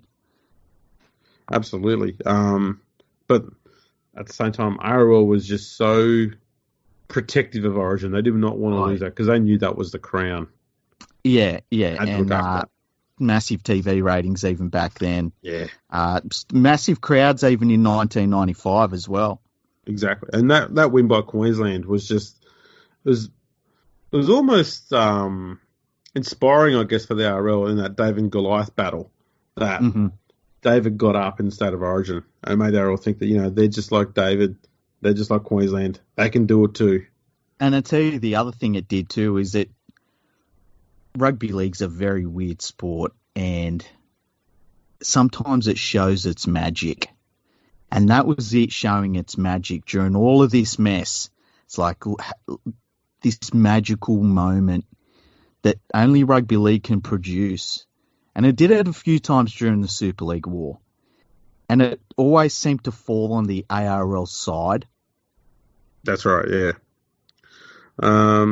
June 13, Ken Arson claims that Queensland's victory has made the ARL officials more determined to ignore Super League players for the Centenary World Cup. World Cup Tournament Director Maurice Lindsay warns of legal action by the Super League countries and sponsors of the event if Australia does not select Super League players. Shane Edwards, new Broncos CEO, reveals that the club has waived its exclusivity clause for Super League, clearing the way for the South Queensland Crushers to join the new competition. Isn't that nice of the Broncos? Yeah, look at that. They're playing nice after all. Yeah. Maurice Lindsay accuses West of ignoring the suspension of a player who should have been serving a 4-month drug ban. Don't know who that was. The Sydney Bulldogs announced they will drop Sydney from their name in 1996 and may also return to the Belmore Sports Ground. Now, in 1995, there were a number of teams that changed their name. We had the Sydney Tigers. That didn't work out. We had the Sydney Bulldogs. The Sydney Tigers also changed the bottom black stripe on their jumper to purple for some absurd fucking reason. Really? I don't remember that. Oh, God. That makes no sense at all. Why would they do that? I hated it. I hated it. Yeah. They had a great jumper in the early '90s. Hmm. You know, that simple Phillips one with the orange jumper with the black V.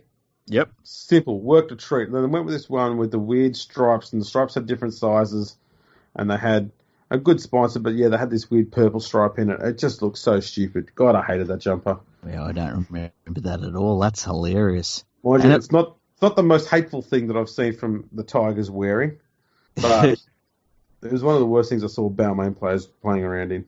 yeah. Well, they were one, the Sydney Tigers. You had the Sydney City Roosters as well. They changed their name. Who was the other team? There was another team, the Bulldogs. No, it's just the Bulldogs, the Tigers, and the Roosters. Oh, I thought there was a fourth team. But anyway, they were looking to try and be a Sydney club because they knew the writing was on the wall. You couldn't be a suburb basically and hope to be a big club. That's right. So they're trying to find a way of staying relevant, expand the market, and survive, I guess. And isn't it ironic that the one team that kept the Sydney name is probably the one club that's the smallest of all? Yeah, that should just not have worked. Yeah. June 16, John Rebo rules out the defection from Rugby Union of Star Centres Tim Horan and Jason Little.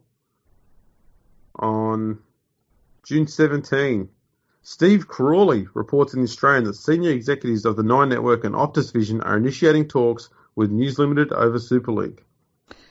And to be honest, they're the ones that really matter in all these talks. Yes.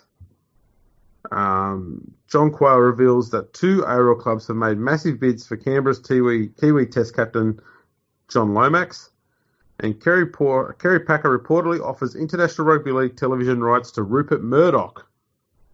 What's going on here? That's an interesting one. I wonder how much money's been thrown around in bids back and forth between those two over this matter to try and resolve it. Yeah, I guess Kerry Packer only cares about basically any content that he can put on his Australian TV channels. He doesn't care about International Rugby League. No. And I guess News Limited, now that they owned, or Super League, now that they owned all of the other Super League countries, now the international rights actually mean something to them. So it's a negotiation tactic, I guess. I think that's pretty much all it was. June 19, John Rebo and Ken Atherton accuse each other's organisation of ending any hopes of compromise between the two warring parties. Rebo claims victory over the ARL and refuses to rule out the possibility of an Australian team of Super League players replacing an ARL team in the World Cup. Now, this is actually big because all of the other nations are Super League and the ARL is isolated, but they knock that on the head pretty quickly. Absolutely. Just wondering how they were going to do that, but I suppose, well, that's the thing. It would have, from an Australian perspective, it would have been deemed as an unofficial team. Yeah, kind of like the Tongan Invitational team, I guess. Yeah. But still, I mean, that would have been, I feel like that would have been absolutely massive if that had happened. Yeah. June 20. And Bob Fulton says players from the Broncos and the Raiders are on the verge of defecting from the Super League. I wonder what made him say that. I think it was just more of that, propaganda type stuff to try and make people think that everyone's having second thoughts about it now. Yeah. June 21, Dragons President Warren Lockwood admits that low-level merger talks have been conducted with Sydney City, but says no official announcement is imminent.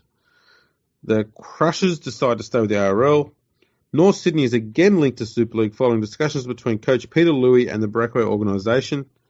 The Telegraph Mirror reveals that assistant Australian coach Sean McRae has been sacked by the ARL because he's employed by the Super League club Canberra. Yeah, and he ends up going over to coach in England. Yeah, and what a great coach he was. Yeah. June 22, further talks are held between the ARL and News Limited, with Ken Atherton claiming that there is real scope for compromise. They talk about compromise a lot in peace deals. They really do, and it never went anywhere at all. No. The following day, News Corp signs the Southern Hemisphere's rugby union nations to a staggering $766 million broadcasting deal over 10 years. Which rugby union knew it needed to do because it was about to get absolutely torn apart by this Super League war.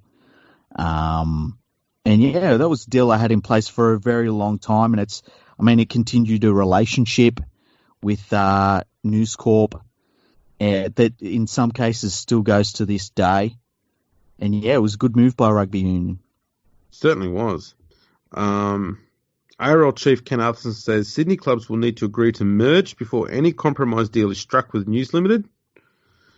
We hear that one come up a few times. June 24, more than 2,000 people attend an anti-Super League rally at Sydney Town Hall. The Super League ARL war hits a new low when Canberra skipper Ricky Stewart is spat upon at the Sydney Football Stadium. Yeah, feelings were pretty high. I don't remember the anti-Super League rally, hey? I don't remember either of those. Yeah, I don't either. June 25, Sydney clubs will be offered $5 million if they agree to amalgamate or drop out of the competition. Why? Yeah, I've got $5 million and it don't exist anymore. What are they going to do with the money? Yeah, just seems pointless. Anyway, silly. Yeah. The Gold Coast Seagulls are poised to drop out of the ARL competition, and North Sydney coach Peter Louis denies reports that as many as 15 of his players were about to defect to Super League. Wow. The next day, a meeting between 26 of North's top players and Super League executives is held in Sydney. That's hilarious. Now, and this is one of the tactics Super League used. Is they said, look, you can buy into this new Super League franchise, which will be based where you are and have a similar name to you. And they would sign up the coach and they would sign up the players. And either your club could switch to Super League or we're just going to run a club that's exactly like you with your players and your coach. And what are you going to do then? Exactly right. And that's the thing. They were very smart at making sure they got the coach first because a lot of the times that coach would be able to drag most of the senior players across with him. Yep, and it's that's why you hear a lot from the coaches at this point because they knew, the players stick with the coaches, and we've seen that even in recent years when coaches have done things that haven't been great and players still stick by them. Yep. June 27, Cronulla Chief Executive Peter Armstrong says his club is willing to re-enter merger talks with St George if a compromise deal is reached in the Super League battle. I wonder where both clubs would be now if they had emerged. Obviously it would have just ended up being St George overall. They would have just swallowed up the Sharks. But I wonder what the Dragons look like if they get back that traditional area that was once theirs. It'd be fascinating to know how it went because that Sharks team too in the mid-90s was a stunning team. Yeah, really, really was. You would guess that St George or the merged entity would have had a lot more success than they've had. Absolutely. June 28, the Rugby League Week annual players poll reveals that 92% of players believe that Super League will get off the ground. More than half of the 100 players polled believe there will be no compromise. Most agreed that Phil Gould and Bob Fulton should not have been negotiating with players, and most denounced the 2020 competition as a failure. The Roosters board votes to raise merger talks with the Dragons to an official level, and the ARL seeks an exemption from the federal government's ban on tobacco sponsorship because the Super League war has scared off potential sponsors. That's a funny one, hey? Yeah, well, all the sponsors are getting scared, but they're not the tobacco ones. Yeah, the tobacco ones were still in it. Yeah, you know what? Cigarettes can't kill you. Super League won't either. That could have been a merger thing. An advertising they could have had. Exactly. That was every so often they'd still get a phone call saying, "We're still in. Not dead yet." Yeah. June 29, Jason Taylor announces that the Bears are loyal to the North Sydney club, but not overly loyal to the ARL, following a 2-hour meeting with club directors. Wow, that's an interesting quote, hey? Dragons captain Mark Coyne supports the merger between the Roosters and the Dragons. Saints President Warren Lockwood confirms a 3-man panel would be formed to hold discussions with the Roosters over a proposed merger. And the Dragons chief executive Jeff Carr says Sydney clubs must face either amalgamation or extinction. Now, the Dragons were pretty open to this idea of merging and or being extinct, and they were obviously the first team to form a merged entity as well. So it seems like they were on the front foot about all this. And the other thing is too, their merger went very smoothly as well. And I know that there'd be Illawarra fans that would feel differently, but I mean, they didn't have that war between the two sides. It felt like a more natural merger when they merged with the Steelers. It's interesting that they were in talks with the Sharks because I can see what the Sharks give the Dragons, but I guess the only thing that the Roosters would have given the Dragons would have been financial backing. And it's interesting to look at all of the mergers that they could have had, and like obviously we don't know how they would have gone if they'd merged with these other clubs, but it seems like the Illawarra merger worked well for them, but you still got to think, like, if they'd merged with the Sharks, it would have been great. I don't know what they really would have got out of merging with the Roosters, though. Yeah, it's hard to know. I dare say it might have been a decision by the Roosters to try and surround South. Possibly, yeah. I wonder if they would have had to have changed their name to, for instance, the Sydney Dragons or something. Like, they would have been the Dragons still. I think that was pretty clear. Yeah. But, yeah, I wonder how that would have worked. Look, I wonder how it would have worked with the Sharks, whether it would have been St. George, Cronulla Dragons or something like that. Yeah, I reckon they might have just gone with something with South in there, I guess. Southern Suburbs Dragons or something like that. I don't know. It's interesting how it would have worked. Yeah. June 30, Ken Atherton denies the ARL prepared to throw up $5 million merger packages to clubs. Sorry, $5 million merger packages to clubs. So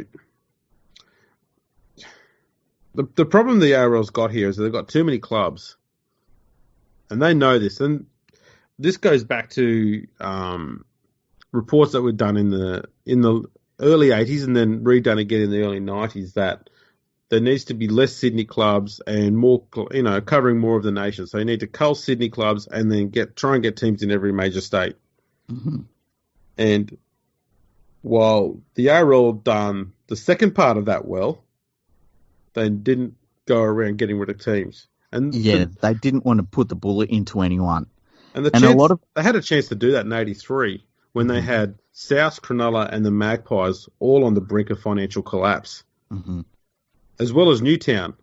4 clubs, and they only let one of them go. And they were reluctant about that too. So West had raised enough money to survive, as had Cronulla and South. Newtown were not looking very strong at all. And they were told, we will let you relocate to Campbelltown, but we'll give you a year off to get your finances in order. And then when you come back, you'll be at Campbelltown, you'll play from there, everything will be fine. And then West said, we're going to go to Campbelltown now. And it left Newtown without a home and with a year off. They just got cut. Mm-hmm. And so circumstances, not the ARL, forced Newtown out of the competition. Yeah, and it's funny that, and when you look at the structure of the game at the time, it was all very political. So you had a lot of these appointments at the ARL level were made at the New South Wales Rugby League level, and those people were voted on by these clubs. And so they knew that if they would cut any of these clubs, it would hurt their supporter base further down the line.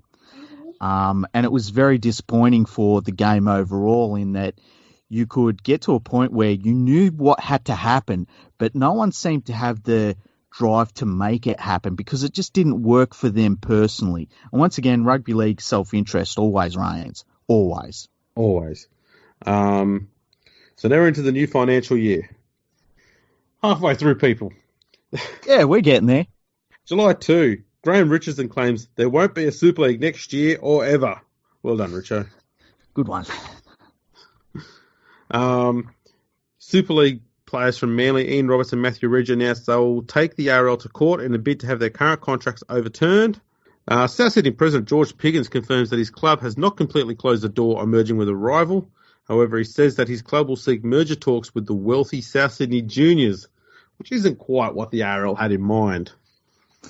No, he's not going to get his $5 million for merging with the South Juniors. They did end up forming a bit of an alliance there. But the thing to remember at this point, South Sydney, it's a little bit sad. They're dead on their feet at this point in their history and have been for some time. And there's a reason why this is the first time we've really brought up South Sydney in this conversation, because they were one of those teams that just no one seemed to care about at this point.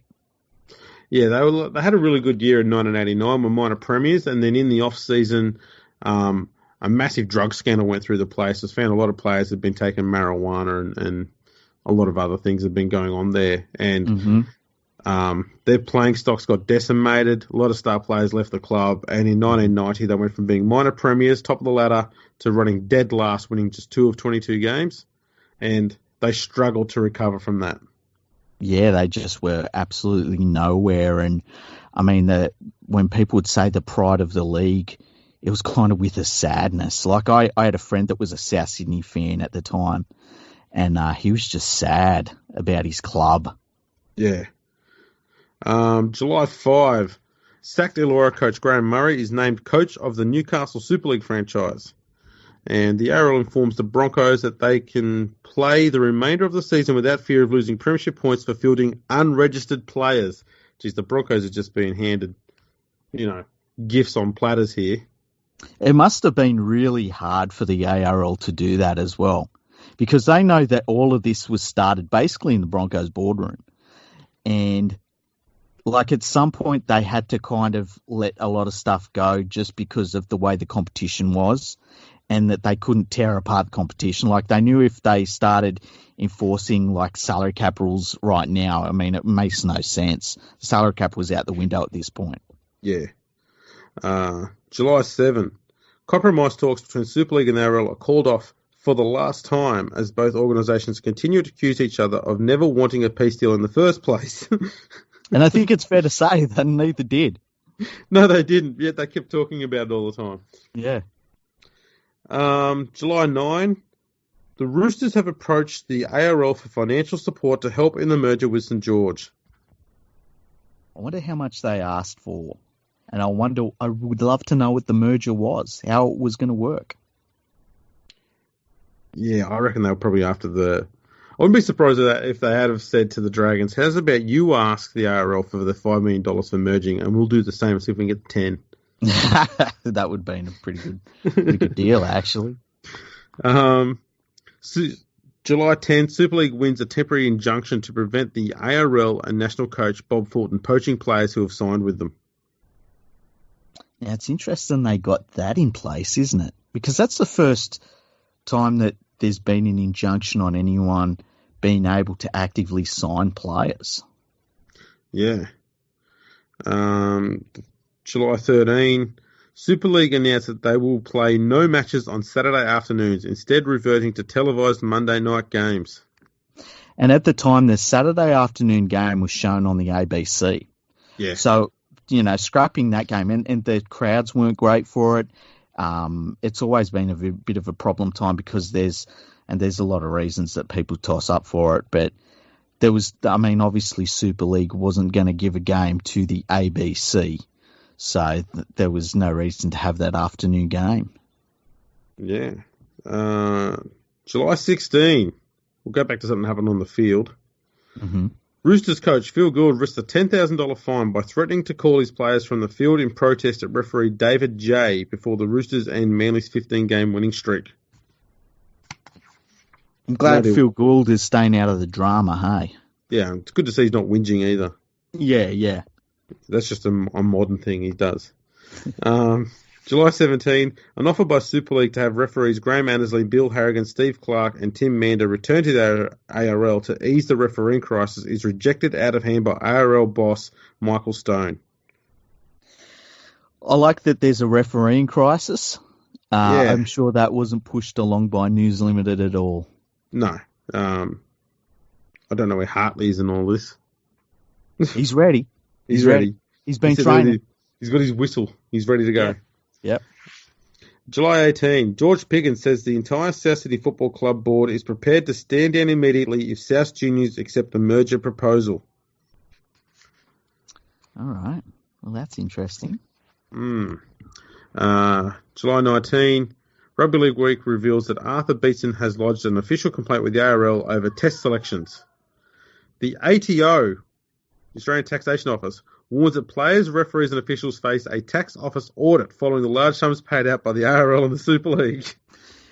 Of course, can you imagine what the ATO's thinking?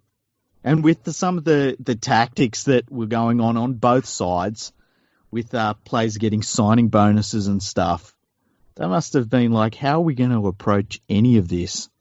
Exactly. How are they going to trace the money? Yeah. July 23, a rally of around 3,000 Dragon supporters protesting the club's proposed merger with the Roosters follows the club's defeat of South Sydney at Kogarah. Canberra coach Tim Sheens confirms Super League is proposing to introduce a player draft as part of its plans for 1996. How hilarious is that? They make all these steps forward, and then they take that massive step backwards. Yeah. July 24, South Juniors rule out a proposed merger deal with the South Sydney club, but they endorse a proposal to ensure the Rabbitohs maintain their identity in the ARL competition. A meeting of Super League coaches and chief executives votes to veto any draft system. Well, that got shat on pretty quick. Straight away, yeah. As it should. July 25, St George halfback Noel Goldthorpe becomes the first outsider to sign with Super League's Hunter franchise to be known as the Mariners. The Newcastle Knights knocked back a $4 million upgrade offer for Marathon Stadium by refusing to share the ground with the new Newcastle Super League club. Newcastle, man. You don't go to Newcastle and start doing anti-Newcastle stuff, anti-Knights stuff anyway. And as we discussed in the 1917 episode, they'd had a Rebel competition before. Mm-hmm. And in that occasion, the Rebel one was the better competition and it got up and the other one had to merge with it. Yep, exactly. July 26. An innovative point ceiling system could be used to replace the controversial salary cap under consideration by the ARL. I can't even believe that anybody was talking about that at this stage. Crazy, isn't it? Yeah, it really is. The Hunter Mariners are officially launched in Newcastle. And July 28th. There were tens of people at that launch, by the way. Almost a dozen, probably. For all employees. July 28th. Former All Black Shane Howarth signs with the Cowboys. I don't remember him at all. There's one for you. July 30. Former Canberra fullback Gary Belcher is taking legal action against his former club, claiming more than $100,000 in damages. The action is believed to stem from the club's 1991 crisis when players were asked to take pay cuts. Western Reds coach Peter Mulholland puts his house up as bail after the club's Welsh international Dao Powell is charged with the unlawful killing of a man. Wow. I don't remember that at all, hey? No, that's something I completely forgot. Can you imagine if that happened these days? Wow. I think I'm willing to say if that happened now, I would go into a meltdown. Yeah. There's a lot going on there. I need to look into that a bit further. Yeah. August 1. Paul Morgan, Broncos chairman, confirms he's considering a 1997 Super League franchise based in Melbourne in a joint venture with the Canberra Raiders and the Essendon AFL club. Yeah, now, one of the things was that News Limited was very keen to get a team in Melbourne, and they ended up getting their team in Melbourne. And it's funny that when there was compromise eventually, teams were getting cold, but we also added a team in Melbourne, and that team ended up being run by John Rebo. Yeah. August 3, Illawarra hold contract talks with Sydney Bulldogs forward Jason Smith. St George opt to defer talks on a proposed amalgamation with the Roosters until the outcome of the September federal court case is known. The following day, the Roosters CEO Bernie Gurr claims the ARL wanted amalgamation talks between his club and St George put on hold for fear they would jeopardise the league's court case against News Limited. Super League boss John Rebo says he is ready to deal with St George and discuss the possibility of the club taking up Super League's 10th franchise. Yeah, I'm trying to think of who the 10th franchise ended up being, hey? Probably Adelaide, I think. Yeah, but Adelaide was already... No, they were talked for 97. Oh, okay, there we go, yeah. Because that's the thing. Super League were looking at starting the comp in 96. In 96, yeah. Yeah. August 5, the ARL trialled the use of 2 referees in a reserve grade Metropolitan Cup match between Guildford and Hills District. Yeah, and that shows how long ago they knew that we needed 2 referees. Yep. And it's funny because it was pushed by the media to a certain extent, the same media that now says we need to go back to 1 referee. Yes. The following day, it was reported that the Super League is set to introduce a video referee in 1996 to rule on controversial tries. How's that? 2 huge changes to the game to help with officials in the space of 2 days. Yeah. And they didn't make a ripple at the time. No. Victorian Rugby League chairman Ray Duncan confirms there are likely to be 2 teams playing out of Melbourne by 1998. Bold. Yeah, that was interesting, that one. August 9, Super League moved to end a squabble between Penrith, the Mariners, the Cowboys and the Warriors over the signing of Matthew Ridge and Noel Goldthorpe to new clubs. I wonder what that was all about. I don't know what was going on there. I think Goldthorpe might have been under a contract when he signed with the Mariners. Okay. Don't know what was going on there. August 10, Garrick Morgan applies for a reinstatement to rugby union because rugby league was too hard. Yeah, he was a gold standard for maybe the worst cross-code signing ever. Exactly. I'd even rate Greg Smith, who played that one game for Newcastle, as better than Garrick Morgan. Would you rate Garrick Morgan better or worse than Gareth Thomas? Remember the Welsh Rugby Union player? I'll take Thomas. Yeah, really? Wow. Yeah. I don't know. I mean, Thomas was knocked out twice in his first game. Yeah. He was better in terms of off-field stuff, Thomas.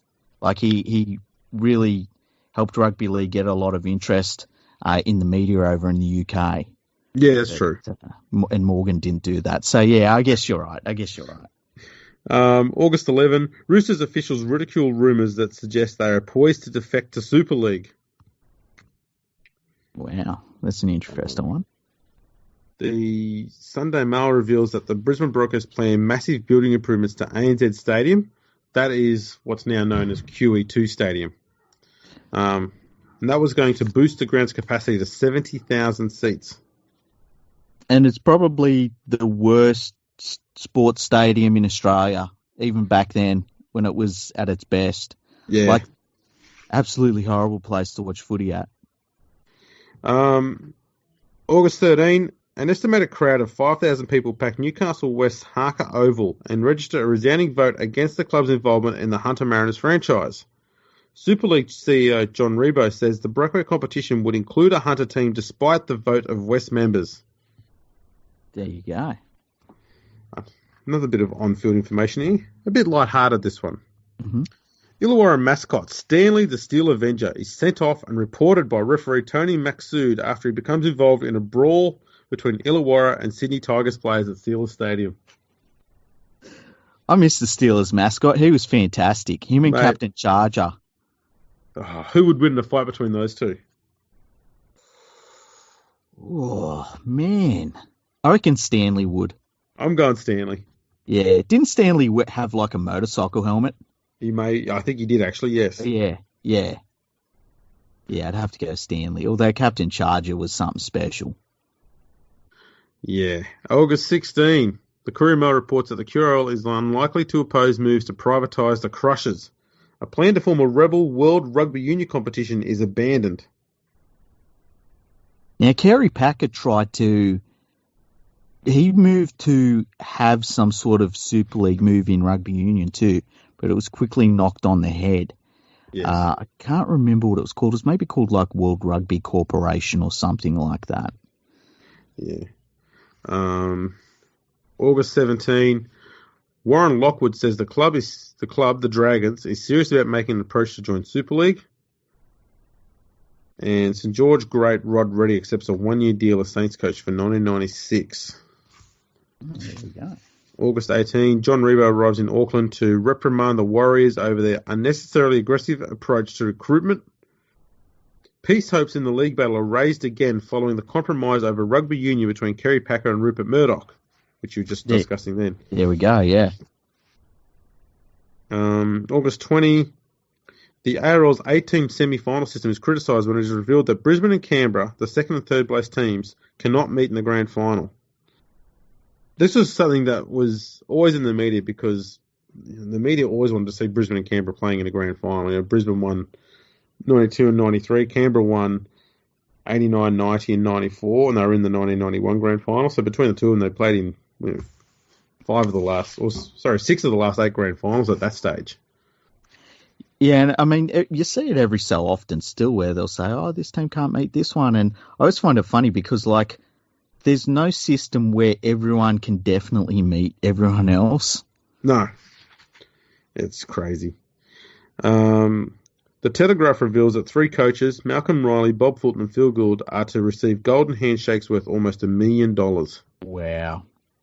That'll be for their work recruiting players for the ARL. Yeah. August 21, ABC announces it will drop its telecast of finals matches. Oh, wow. August 22, Mark Coyne signs a new 3-year deal with the club, indicating that Saints will remain loyal to the ARL. The ARL deny reports of secret compromise talks with News Limited. This is a shabby attempt to further destabilise the ARL in the lead-up to our historic 8-team final series, said Ken Arthurson. In Blacktown, a junior player is banned for 20 years for attacking a referee during a Penrith Junior Rugby League match. And Broncos Peter Ryan, Kevin Walters and Chris Johns are involved in a brawl at a Brisbane hotel. The integrity unit is still looking into that one. Yeah. August 23, it's reported that the Super League has banned its member countries from playing warm-up matches against Australia in the lead-up to the World Cup. Wow, that's very petty. Very petty. August 24, Gold Coast future remains uncertain following the ARL's refusal to improve on a $1.5 million rescue package. August 27, the ARL continued their experiment with 2 on-field referees, nominating the Illawarra West reserve grade match as the next step in the progression. It's reported the Gold Coast Seagulls are set to withdraw from the competition after the ARL's failure to improve its offer of $1.5 million. Super League CEO John Rebo predicts the Broncos could be floated on the stock exchange, giving fans a chance to buy a stake in the club. And refs boss Mick Stone criticises the standard of refereeing on the eve of the semi-final, saying it's just not good enough. It's interesting that he said that. I mean, he was he was probably the last proper referees boss that we had, really, Mick Stone. And yeah, to come out and say that, I mean, the refereeing must have been pretty poor at the time. Wow, yeah, Annesley was a referee.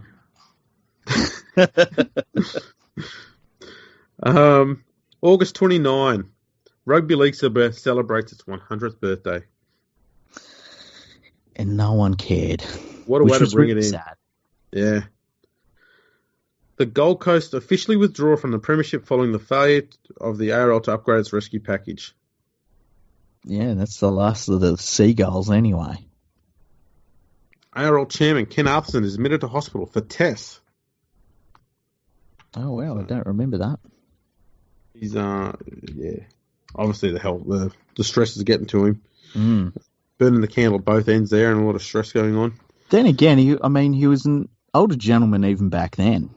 Yeah. And I guess with the way that the public relations campaign that everyone was running at the time, he might have just gone in for some regular checkups. Could be. Could very well be just that. August 30, Paul Morgan reveals that News Limited could become the Broncos' major shareholder in a restructure of the club's ownership. Shock horror. Wow, really? No. Newcastle West officially withdraw its stake in the Hunter Mariners. Yeah, apparently Newcastle Wests loved existing in Newcastle. So they said, we're not doing this. August 31, the Gold Coast has received rescue offers from 3 private business interests. Gold Coast coach John Harvey appeals to his players to hold off signing with other clubs until the future of their club is clearer. The ARL released a revamped 20-team draw for 1996. It wasn't that much revamped. They used the same system. It just changed around some of the games. Okay. Wasn't that? I like the idea that a club that is going broke, the coach says, listen, just signing all these giant contracts everyone else is signing till we sort out, the fact that we're broke. Yeah, the fact that we can probably pay you 20 cents in the dollar. Yeah. September 3, Nick Politis calls for an independent inquiry into the ARL's loyalty payments to clubs. He's really after some of that cash, isn't He's he? looking for coin wherever he can. He can't half tell he's a car salesman.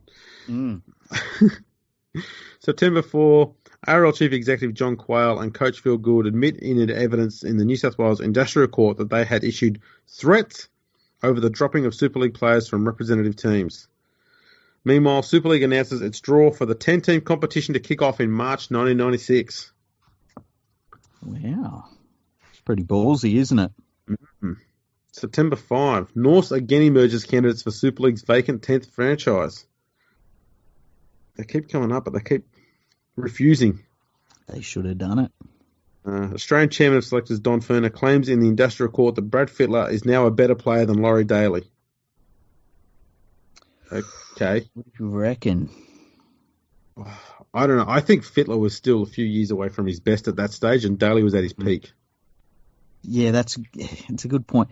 I tell you what, though, Brad Fittler was a good player even then. No doubt. It's hard to separate them, but I like, even now looking back, I don't think I'd stand up in court and say, yep, definitely, 100%. Yeah. I'd say Fittler was probably I'd say 97 was when he started to become the absolute superstar. Yeah. But Laurie Daly had been since 93 and just stayed there. I mean, Daly often gets forgotten because of all the players that were around him at the time too, but he was an absolute icon. Oh, yeah, I think that definitely gets forgotten, doesn't it? Yeah. And a New South Wales legend too. The way he played for New South Wales. And tough as teak. He played a game, I think, for Australia in that 1990 Kangaroo Tour with a broken arm or a broken wrist. And he was still out there making tackles with just one hand. Crazy. September 6, a deal between Rupert Murdoch and Kerry Packer over TV rights to racing promotes new hopes of a compromise in the league war. Super League signing Ian Roberts says he's been approached to play for England in the World Cup. Oh, man. It's funny because I always joke that one of the top two players that Great Britain's ever produced are Ian Roberts and Bob Fulton because they were both born in England. True. I've never heard that he was actually approached to play for England, though. I'm not surprised they approached him, though. No, he was a great player. Really good player. Yeah. Tough, too. Like, man, he was tough right up until the end of his career as well. Yeah, he was, and damn good mind runner. Yeah. September 11, the International Board warned players that they will be kicked out of the World Cup for testing positive to over-the-counter cold and flu preparations containing banned substances. So, I think that would have been pseudoephedrine that they're talking about there. It was in most like hay fever type medications. I actually had an article that was written by a lower grades player who was on my website a number of years ago who remains anonymous, and he was talking about the use of pseudoephedrine leading into games in the lower levels and how widespread it was. It must have been pretty widespread at the highest level for them to come out with that. Yeah. That's crazy. And that's the thing too. I mean, in the early 90s too, there was also a lot of talk amongst players that the use of steroids was getting worse in the game, but no one had really been found guilty of using it. Yeah, and it was it's very different to the drug testing regimes we have in place now, and even the sophistication of it. And back frequency. Yeah, definitely. And a lot of that stuff kind of goes out the window during the Super League war as well, because obviously the organisations that had signed players to gigantic contracts didn't want to then have them sit on the sidelines because they were testing them for drugs. Yeah.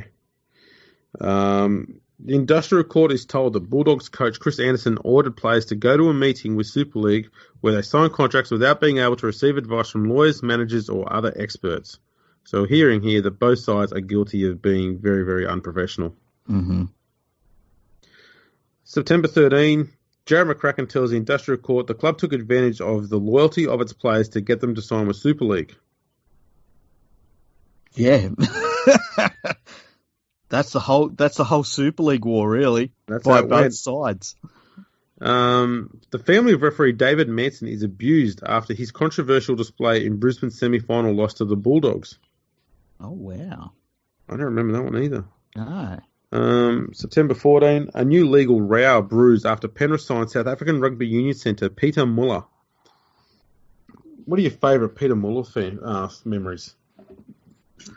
I remember hearing about him in 2019, about 2:00, leading into Christmas. That's all I remember about him, though. That's about it. Yeah. The problem they had, though, with the Panthers is that the South Queensland Crushers claimed to already have a contract signed by him and registered with the ARL. Hopefully they did. September 15, Peter Moore announces his retirement as CEO after 25 years at the Bulldogs on the day before his team is due to meet Canberra in a preliminary final. Yeah, it was a sad end to Peter Moore's career at the Bulldogs, really. Yeah. Same day, Super League announced an $18 million sponsorship deal with Nike. That's incredible. And I remember that. They ended up, all of the jerseys were made by Nike, and they all looked very similar. In many cases, it looked like they basically had 3 different designs, and they just photoshopped team colours into them. Yep, that's pretty much it. Black and white, fill it in with your own colours. Yep. September 18, Mal Meninga declines an invitation to appear as a guest of the ARL at the last Winfield Cup Grand Final. That's very sad. September 19, the Bulldogs Grand Final preparations are thrown into turmoil with the possibility that coach Chris Anderson may have to testify in court against 3 of his players. 5 Canberra players succeed in their court action against the ARL for refusing to consider them for selection in the World Cup side. The ARL implies that they still won't select them, and Laurie Daly is named winner of the Dally M Award. Man, football's still going. It's almost a miracle that it kept going, hey? Yeah, it really is. September 20, Arthur Beaton, selected for the Australian team, launches a stunning attack on Super League and indicates he will favour players who have remained loyal to the ARL when selecting Australia's World Cup team. He said, they, the Super League players, went to work for a bloke who gave up his Australian citizenship because it suited him, referring to Rupert Murdoch. They knew the consequences when they signed with Super League, and now it seems they are saying they weren't aware of the consequences. Good on you, Arthur. Yeah. Brad Fittler signs a $4.25 million 5-year deal with the Sydney City Roosters, ending months of speculation over his playing future. And that was a sad move too. I mean, he was always going to stick with the ARL, but to have him leave the Panthers, kind of sad for the game, I think. It was, yeah. Because he looked like he was a Penrith boy through and through, and they had a big future there, but he was also adamant that he didn't want to leave the ARL. Yeah. With the grand final only 3 days away, Chris Anderson and 4 of his players decide they will not give evidence against their teammates in the Super League contract case. That's an interesting one. I wonder if he just said, I'm not doing it, and the lawyers had to deal with it. I think that's pretty much what's happened, yeah. September 22, the Knights and the Mariners decide to go to the New South Wales Supreme Court to decide the future use of Marathon Stadium. At this stage, everyone who's involved in rugby league is now at the Supreme Court or the High Court. Yeah, and the funny thing was, like, every time you'd watch the news, and you would watch the evening news at 6 p.m, and you would get updated on everything that was going on in rugby league on a day-to-day basis, and it was the headlines at the time. And most of the time, they were just walking in and out of the court in Sydney. That was it. That was the rugby league highlights for the week. Yeah. September 24, the Bulldogs complete a remarkable football fairy tale, another big upset, when they downed Manly 17-4 in the grand final. Now, this is one of the grand finals I just remember nothing about. Do you remember much about it?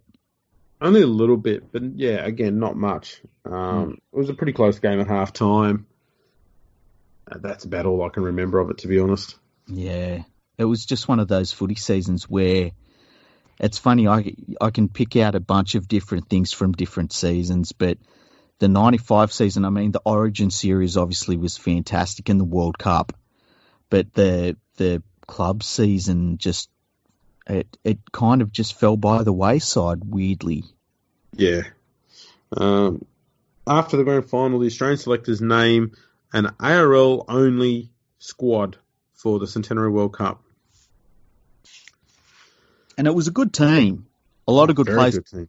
I think they were helped out by the fact that Andrew Johns in the 95 World Cup was about to go from being a very handy young player to playing some of the most legendary games he probably ever played in that World Cup.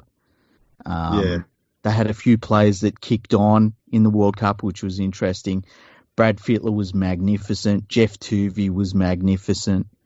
And yeah, it was a good squad when you look back at it. But at the time, people wondered how they would go.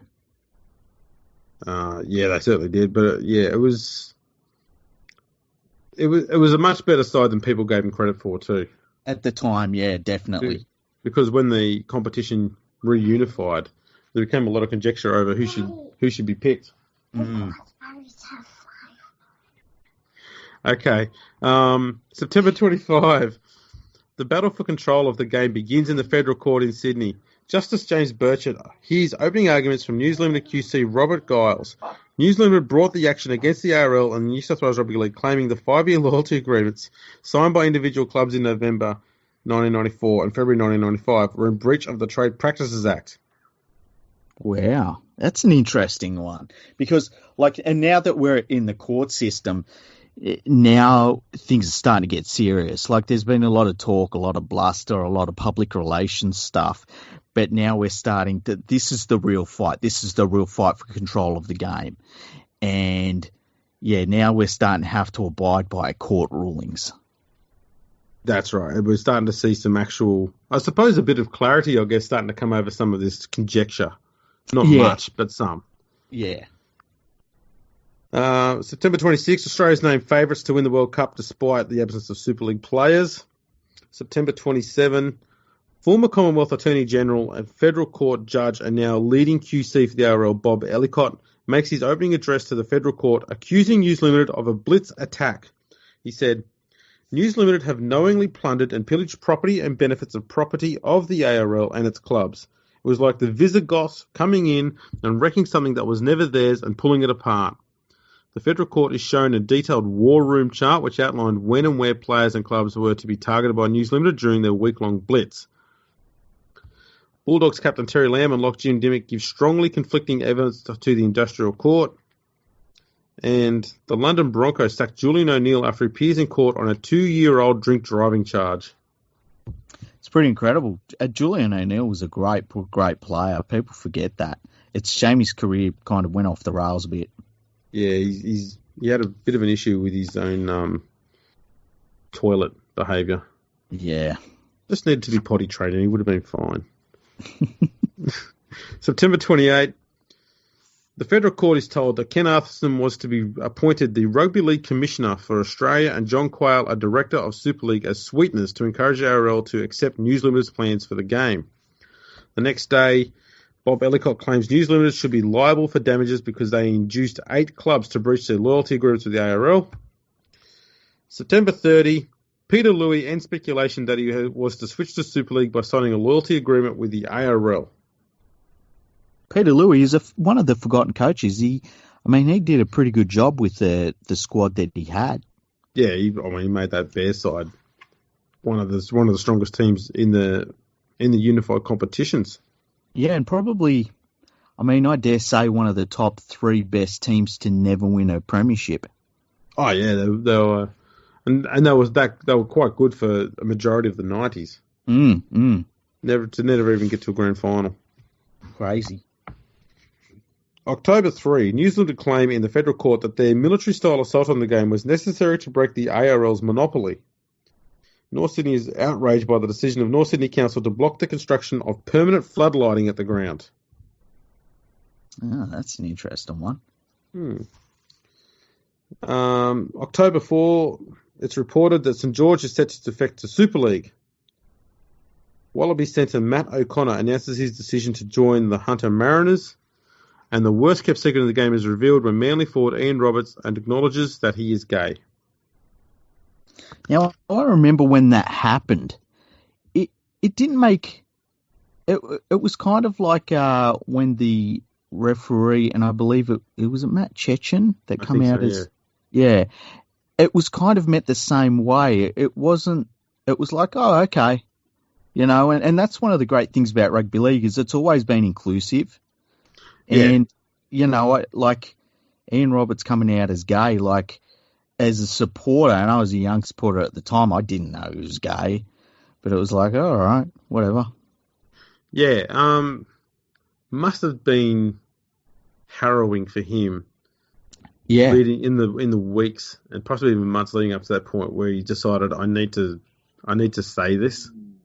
Yeah, I'd love to know what it was that prompted him to do it. Like if it was just the right time for him as a person in his life where he got to that place where he felt like it was time that he wanted to let people know or something.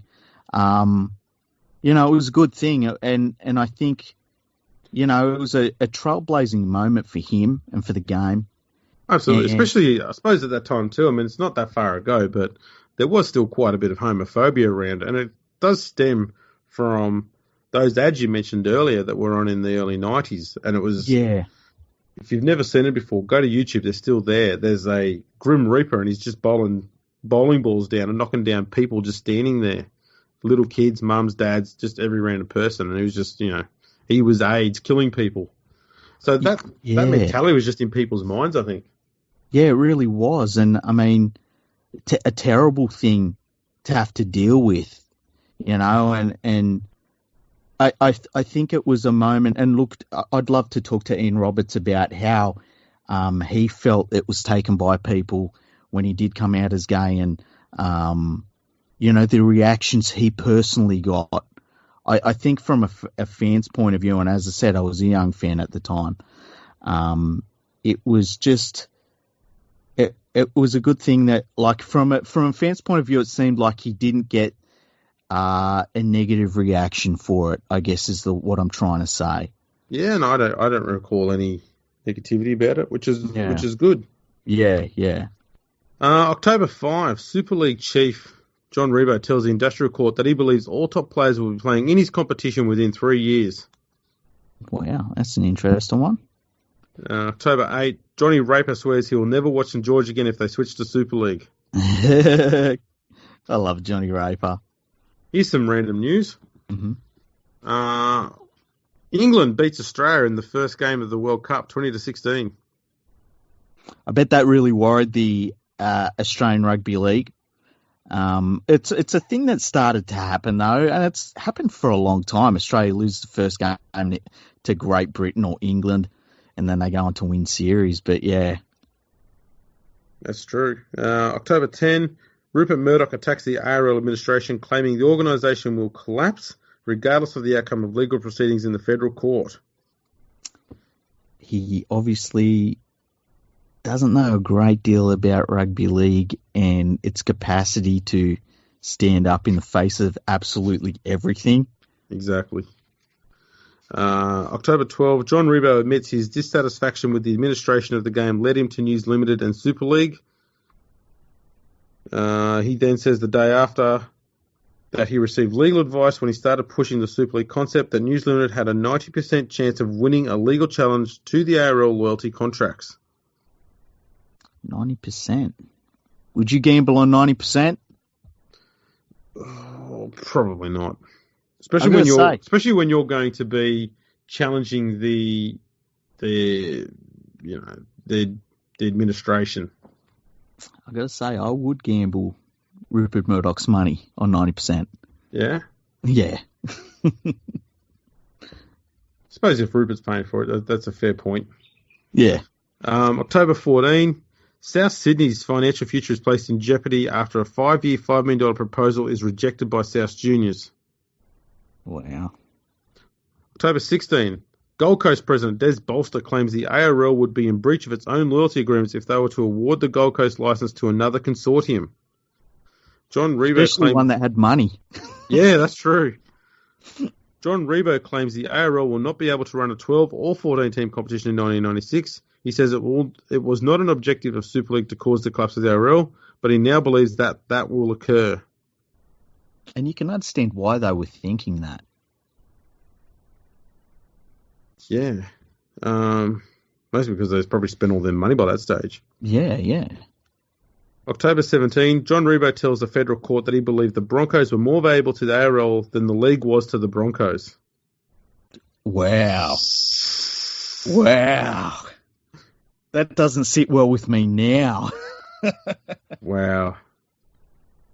Oh, man. Brisbane bigger than the Beatles.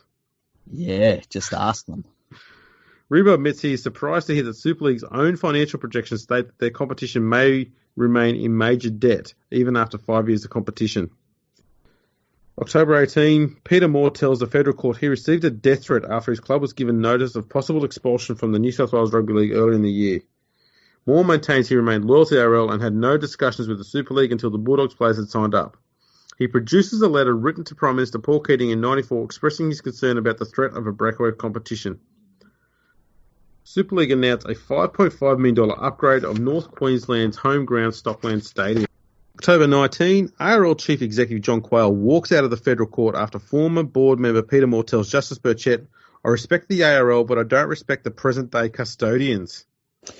Wow, that's very personal. And once again, it comes down to, lifelong friendships and things like that were broken down during the Super League war. Exactly. October 20, Justice Burchett lifts suppression orders on player and coach payments as well as on corporate budgets for Super League and the ARL. The long list of payments revealed that Super League's highest paid players, Laurie Daly, Bradley Clyde and Ricky Stewart, are on annual salaries of $600,000 with sign-on payments of $100,000 each. Paul Harrigan tops the ARL list with a sign-on fee of $650,000 and annual payments of $350,000. So he's getting $1 million in his first year. Yeah, not bad. ARL QC Jim Spiegelman tells the court that the New South Wales Rugby League saved the Canberra Raiders during a financial crisis in 1991. A News Limited budget revealed to the federal court reveals the organisation expects to lose $100 million during the first 5 years of Super League. Yeah, because it was never about making money in the first few years anyway. No. And the money that they spent on Super League, they were going to get back from pay TV. And well, they've got back many times over from pay TV since. Exactly. So they knew what they were doing. Yeah. October 21, John Quayle says payments to players totaling over $25 million have all been covered by the Nine Network and Optus Vision. Who were obviously trying to protect their own media asset that they've purchased in their rights for the Rugby League. Yep. October 22, Australia's World Cup management places a ban on media questioning players about the ARL Super League financial packages released in the federal court. They just wouldn't have wanted the distraction, I guess. And yeah, that's a massive distraction. October 24, Alan Jones launches a scathing attack on Newcastle coach Malcolm Riley, who negotiated a $2.3 million contract with the ARL. Now, I wanted to bring this one up because of Jones's comments. Mm-hmm. Remember that Alan Jones became a coach and involved in Rugby League in 1991 as coach of Balmain. Mm-hmm. I shudder every time I think of that. So he's only been a coach. He's only been in Rugby League for 4 years. Yeah. Malcolm Riley, Test legend for the Poms. Okay, played in the 70s and the 80s and been a coach everywhere. Mm-hmm. Alan Jones says of Malcolm Riley, he's a blow-in. He's been here a handful of months. It's just unbelievable that A, the bloke could take it, and B, he could so barefacedly continue to take it. Thanks, Alan. And there's some people you can say some stuff about. Malcolm really isn't one of them. Never, ever should anyone be saying Malcolm Riley's a blow-in. I don't care what you think of him as a man or a player or a coach or whatever. He's done his time in rugby league, even in 1995. He dedicated much of his life to it. To have some rugby union broadcasting blow-in to call him a blow-in, my God. That's incredible. And, if Alan Jones said that in the same room as Malcolm Riley could just have to look at him. He wouldn't even have to say anything. He'd just look at him. Jones would shit himself. October 25, a consortium led by Gold Coast property developer Brian Ray and including Kerry Packer withdraws its bid for an ARL licence on the Gold Coast. Budgets released by the federal court reveal the ARL has spent $11.5 million on 9 Great Britain players. Whoa. Court figures also reveal more than 50 new millionaires have been created by the Super League war. And there we go. 50 new millionaires. Imagine if this time next year there were 50 new millionaires in rugby league. That's insane. Would there even be 50 millionaires in the game today?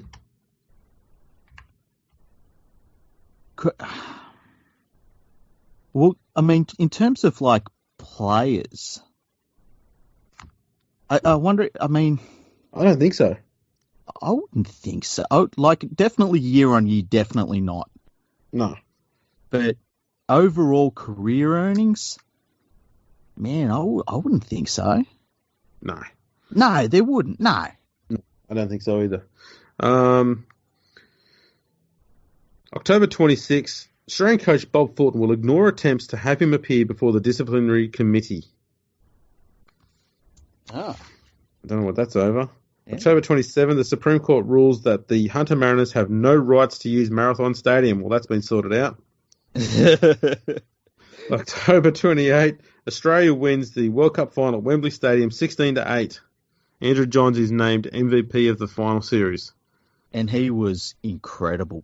Andrew Johns was like, if you watch some of the games he was playing in that World Cup, legendary performances. It's kind of a shame that the 95 World Cup was overshadowed so much because the things that Andrew Johns was doing in that series, it kind of, I mean, he became a legend in that World Cup. After obtaining updated figures on pay top-ups, the Sydney Morning Herald reveals that Paul Harrigan's payments would top $3.3 million. Wow. That's incredible. October 29, a Super League bid to resume tenancy of North Sydney Oval is uncovered by the Herald. Wow, that's an interesting one too. October 30, Penrith Chief Executive Roger Cowan tells the federal court his club joined Super League because it would have lost millions of dollars by staying loyal to the ARL. I wonder how we worked that one out. Whether it was just a worse deal. Might have just flat out been a worse deal from the ARL. Most likely, yeah. October 31, Cowboys chairman Ron McLean admits to the federal court that he misled his own newspaper over the club's decision to join with Super League. That's interesting. He must have owned the newspaper up there, eh? Yeah. November 1. Warren Ryan is the frontline contender to replace Tim Sheens as coach of Canberra in 1997. Cronulla chairman Peter Gow tells the federal court that Cronulla applied for a Super League licence on February 1, which would include St George and Illawarra. Well, so the licence was for the entire region. Looks like they were going to be a South Sydney franchise. The state government announced a ticker tape parade through the streets of Sydney for Australia's victorious World Cup team. I don't remember that. Neither do I. The federal court is told that News Limited executives discussed excluding the ARL from the Super League concept about 3 months before presenting a proposal. Ken Arthurson says Australia's World Cup team would beat an equivalent Super League team if such a contest took place. Now, this was one of the things that was tossed up a lot during that time. Like, would this team beat this one? You know, would the full strength team be better or worse? It's an interesting one. I think it was the reason you could look back at it is because that Australian team had so many players that, like say, an Andrew Johns, who went from being a good player to a legend during that World Cup. It would have been an interesting game, and they talked about playing it too. Yeah, they really did. It's a pity it never took place. It's interesting to see how it would have gone. Yeah, definitely. Where are we? November 3. Michael Beattie warns that Saints must join Super League or face extinction. That was wrong. Yeah. November 5. Ricky Stewart offers to put his house on a contest between the best of Super League and ARL teams and calls on ARL chairman Ken Atherton to put up or shut up. November 6. Auckland chairman Sir Roger Douglas tells the federal court the club was forced to sign the ARL's loyalty agreement or face being kicked out of the competition. He also said the club had to go to Super League once its players signed up, otherwise a News Limited aligned New Zealand Rugby League would have taken over the franchise. Yeah, see, and that's what we've been talking about. They basically would sign everyone else up and then say to the club, well, we've got all your players and your coach. What are you going to do now? Yeah. November 7. The federal court hears that News Limited considered undermining Kerry Packer's attempts to start his own version of Super League.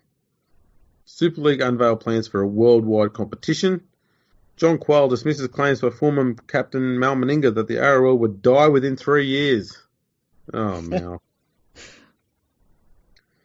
November 9, the federal court hears that star players and News Limited execs travelled under false names while setting up Super League in March, as you said. Yeah, that was a really interesting one, I found. Yeah. November 12. The Telegraph publishes a list of 40 top players whose immediate playing futures lie in the hands of the courts. Wow. Parramatta Chief Executive Dennis Fitzgerald tells the federal court he believes 200 of Super League's players would not get a run in a good first-grade side. To be fair, he's probably right, but there was a lot in the ARL as well. Yeah. The federal court is told the Sydney City Roosters threatened to call an independent inquiry into the ARL because it had treated the club shabbily. How amazing is that? In a surprise decision, St George directors vote to turn their back on Super League and remain with the ARL. St George would have been massive for them to get. Yeah. November 16, Roy Masters reports that secret peace talks between Ken Cowley and Ken Atherton have brought the two warring parties close to peace. A plan put forward by News Limited would mean that the ARL would retain control of the game, but some of the traditional clubs would disappear. Illawarra Chief Executive Bob Millwood tells the federal court that many of Super League's best players are past their best and could not get a run in any first-grade side. Doubling down. Yeah. November 17, a revised Super League plan indicates that Sydney City, Manly and Parramatta are the only ARL clubs that would survive should a compromise be reached with the ARL. ARL clubs are quick to reject such a plan. Bernie Gurr, chief of the Roosters, claims that Super League have signed less than half the top players in Australia. I guess he's probably technically right. Yeah. Yeah, I'll go with that. Probably technically. I think you summed it up well there. November 19, Kerry Packer secures the free-to-air rights to all Super League games. That's all Kerry cares about, is just right. TV rights. He got his toy. November 20, Ray Beattie, chairman of the Bears, tells the federal court that Rugby League is being torn apart by the current turmoil and that other sports, namely rugby union, will benefit. Optus Vision Chief Executive Jeff Cousins insists his pay TV station will not be giving any ground in the dispute between the ARL and Super League.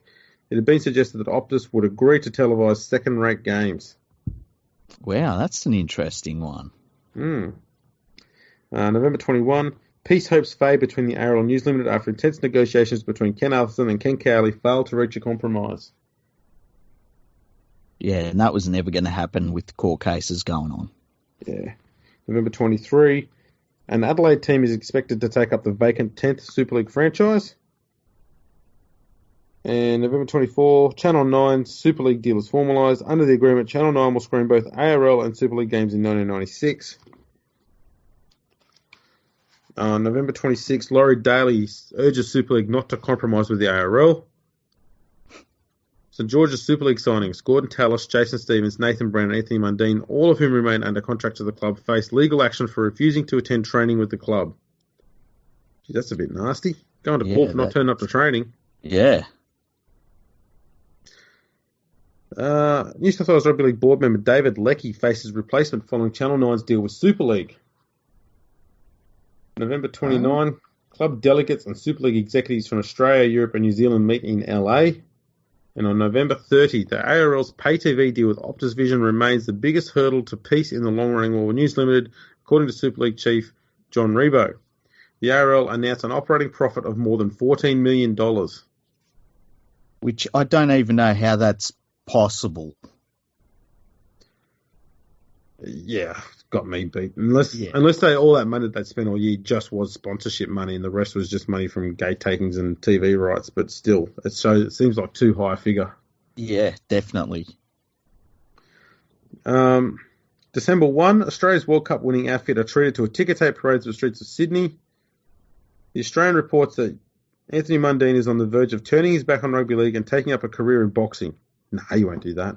Nah, won't happen. ARL chairman Ken Atherton gives evidence in the federal court. And on 3 days later, he tells the federal court he has no objection to News Limited starting a competition as long as it doesn't adversely affect the established competition. Yes. How's that even possible? That's like saying, there's one ice cream. I own that ice cream. I have no problem with you having a bite of any ice cream you like, so long as it's not my ice cream. Yeah. Oh, dear. Atherton tells the court he will quit rather than ask clubs to merge against their will. Super League announced that their 1996 matches will have a potential audience of 220 million people throughout Asia, China and Japan. Super League are always pushing this thing about televising the game in China and Japan. Yeah, and it was just all PR. That's all it was. John Quayle gives evidence in the federal court, and he warns that a New Zealand victory in the court battle would be devastating for the game. Former magazine editor and publisher Ita Buttrose is tipped to become the first woman member of the New South Wales Rugby League board. That's so random. That just came from nowhere. Yeah. December 7, the federal court hears that Rupert Murdoch's Foxtel have yet to sign a deal to secure the pay TV rights to Super League. Which is hilarious. He doesn't even have the rights to broadcast his own show. Yeah, I'm sure that was a big problem for them. Whoops. The New South Wales Rugby League appoints new board members, Dennis Fitzgerald, Bob Millward and Ray Beattie. New South Wales Rugby League official Paul Broughton, St George's Laurie Doust, Parramatta's Billy Rayner and refereeing official Ian McCall are elected life members of the league. Ken Atherton recommends a 6-man subcommittee to be formed to find a solution to the game's turmoil. December 10, Brett Fittler says he will throw in the Australian captaincy if it means an end to the Rugby League war. And well, I guess that shows how important that captaincy was still at that time. True, but I don't think the war was over who's captaining Australia. No. I like what you're trying to do there, Bradley, but yeah, you didn't need to do any of that, mate. Just stay quiet. Just keep cashing them checks. That's right. December 13, the Adelaide Rams are announced as the 10th franchise holder in Super League's proposed competition in 1996. John Rebo dismisses lingering suggestions of a peace deal with the ARL. Bob Ellicott asked the federal court to prohibit New Zealand starting up a Super League competition anywhere in the world to prevent inventive minds from circumventing court orders by playing matches overseas. Inventive minds. The Supreme Court grants St George a restraining order against 4 players attempting to defect to Super League. Bloody hell. After 51 sitting days and 4,875 pages of transcript, the federal court case of New Zealand versus Australia Rugby League closes. Justice James Burchett retires to consider his ruling, expected in late January. St George claimed they will now not release new coach Rod Reddy, despite his name being linked with the Adelaide Rams. And former Balmain and Test fullback Gary Jack announces his retirement in order to coach Rod Eastwood in the Metropolitan Cup. Retired. That's pretty funny. December 17, the Sun Herald reports that the Sydney Bulldogs are set to release Dean Pay, Jim Dimmick, Jared McCracken and Jason Smith from their contracts regardless of the outcome of the industrial court action against the club. All four are tipped to join Parramatta. I wonder if it just come down to money. Like they were like, look, we can fight this in court and then have to pay them, or we can just let them go. I think that's pretty much what it comes down to. I think they figured that there's plenty more players out there. Might as well just let them go.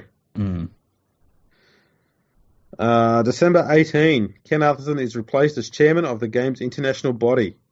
Gold Coast businessman Jeff Muller steps in to save the embattled Gold Coast Seagulls, while ARL Chief Executive John Quayle announces the club will have a new name, the Gladiators. The Gladiators. They had that name for, a few days. A few days, yeah. News Limited increases its stake in the Brisbane Broncos from 32 to 37%. Yeah, I wonder what it is now. Yeah, good question. December 19, Super League announces a series of rule changes for their proposed competition. We don't know what they are, though. December 21. Wasn't one of the rules, like it was, they would allow forward passes on the... They were talking about rule changes they might bring in. One of them was like they'd allow a forward pass on the fifth tackle, and like some of them were kind of ridiculous. Yeah. I mean, they were trying anything to try and have a differentiation, I guess, between them and the established game. Yeah, so that they could say, like, they were looking at all the possibilities so that if they weren't allowed to have a rugby league competition, maybe it was different enough so that it could be called a different sport. There was some weird stuff going on. Oh, there was. 4 Sydney Bulldogs players, Jim Dimmick, Jason Smith, Jared McCracken and Dean Pay, are released from their Super League contracts after Justice Brian Hill and the New South Wales Industrial Court announced that they were induced by unfair and unconscionable conduct to sign. The Hunter Mariners sign a short-term lease at Newcastle Sports Ground. December 22, Rod Reddy quits the St George Coast to sign with Super League outfit the Adelaide Rams.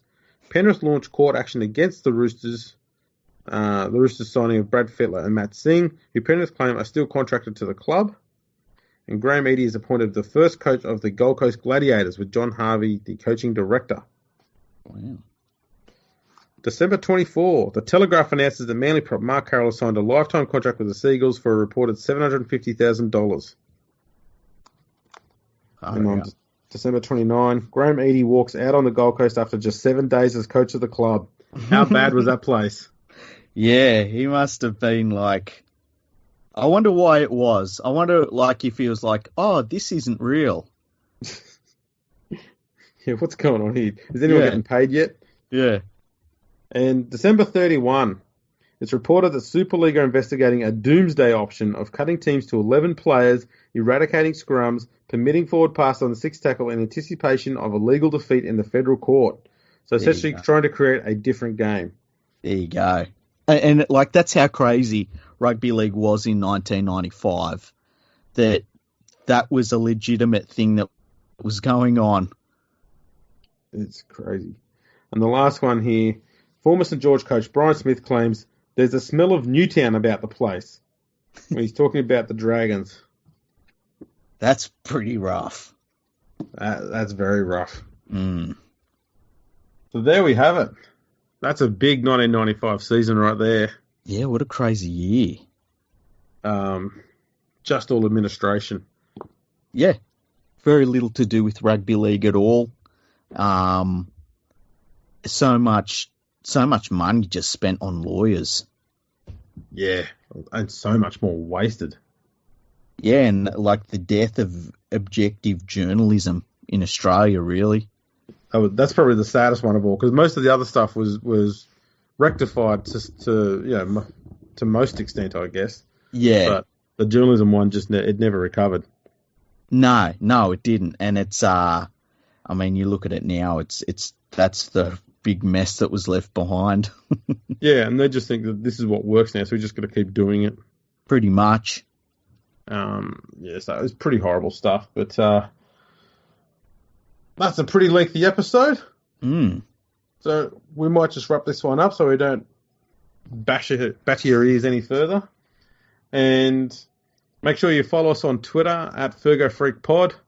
You can follow us on Facebook, on LinkedIn, on YouTube, subscribe and like all the videos. Subscribe on your podcast listening device that you have, and we'll catch you later.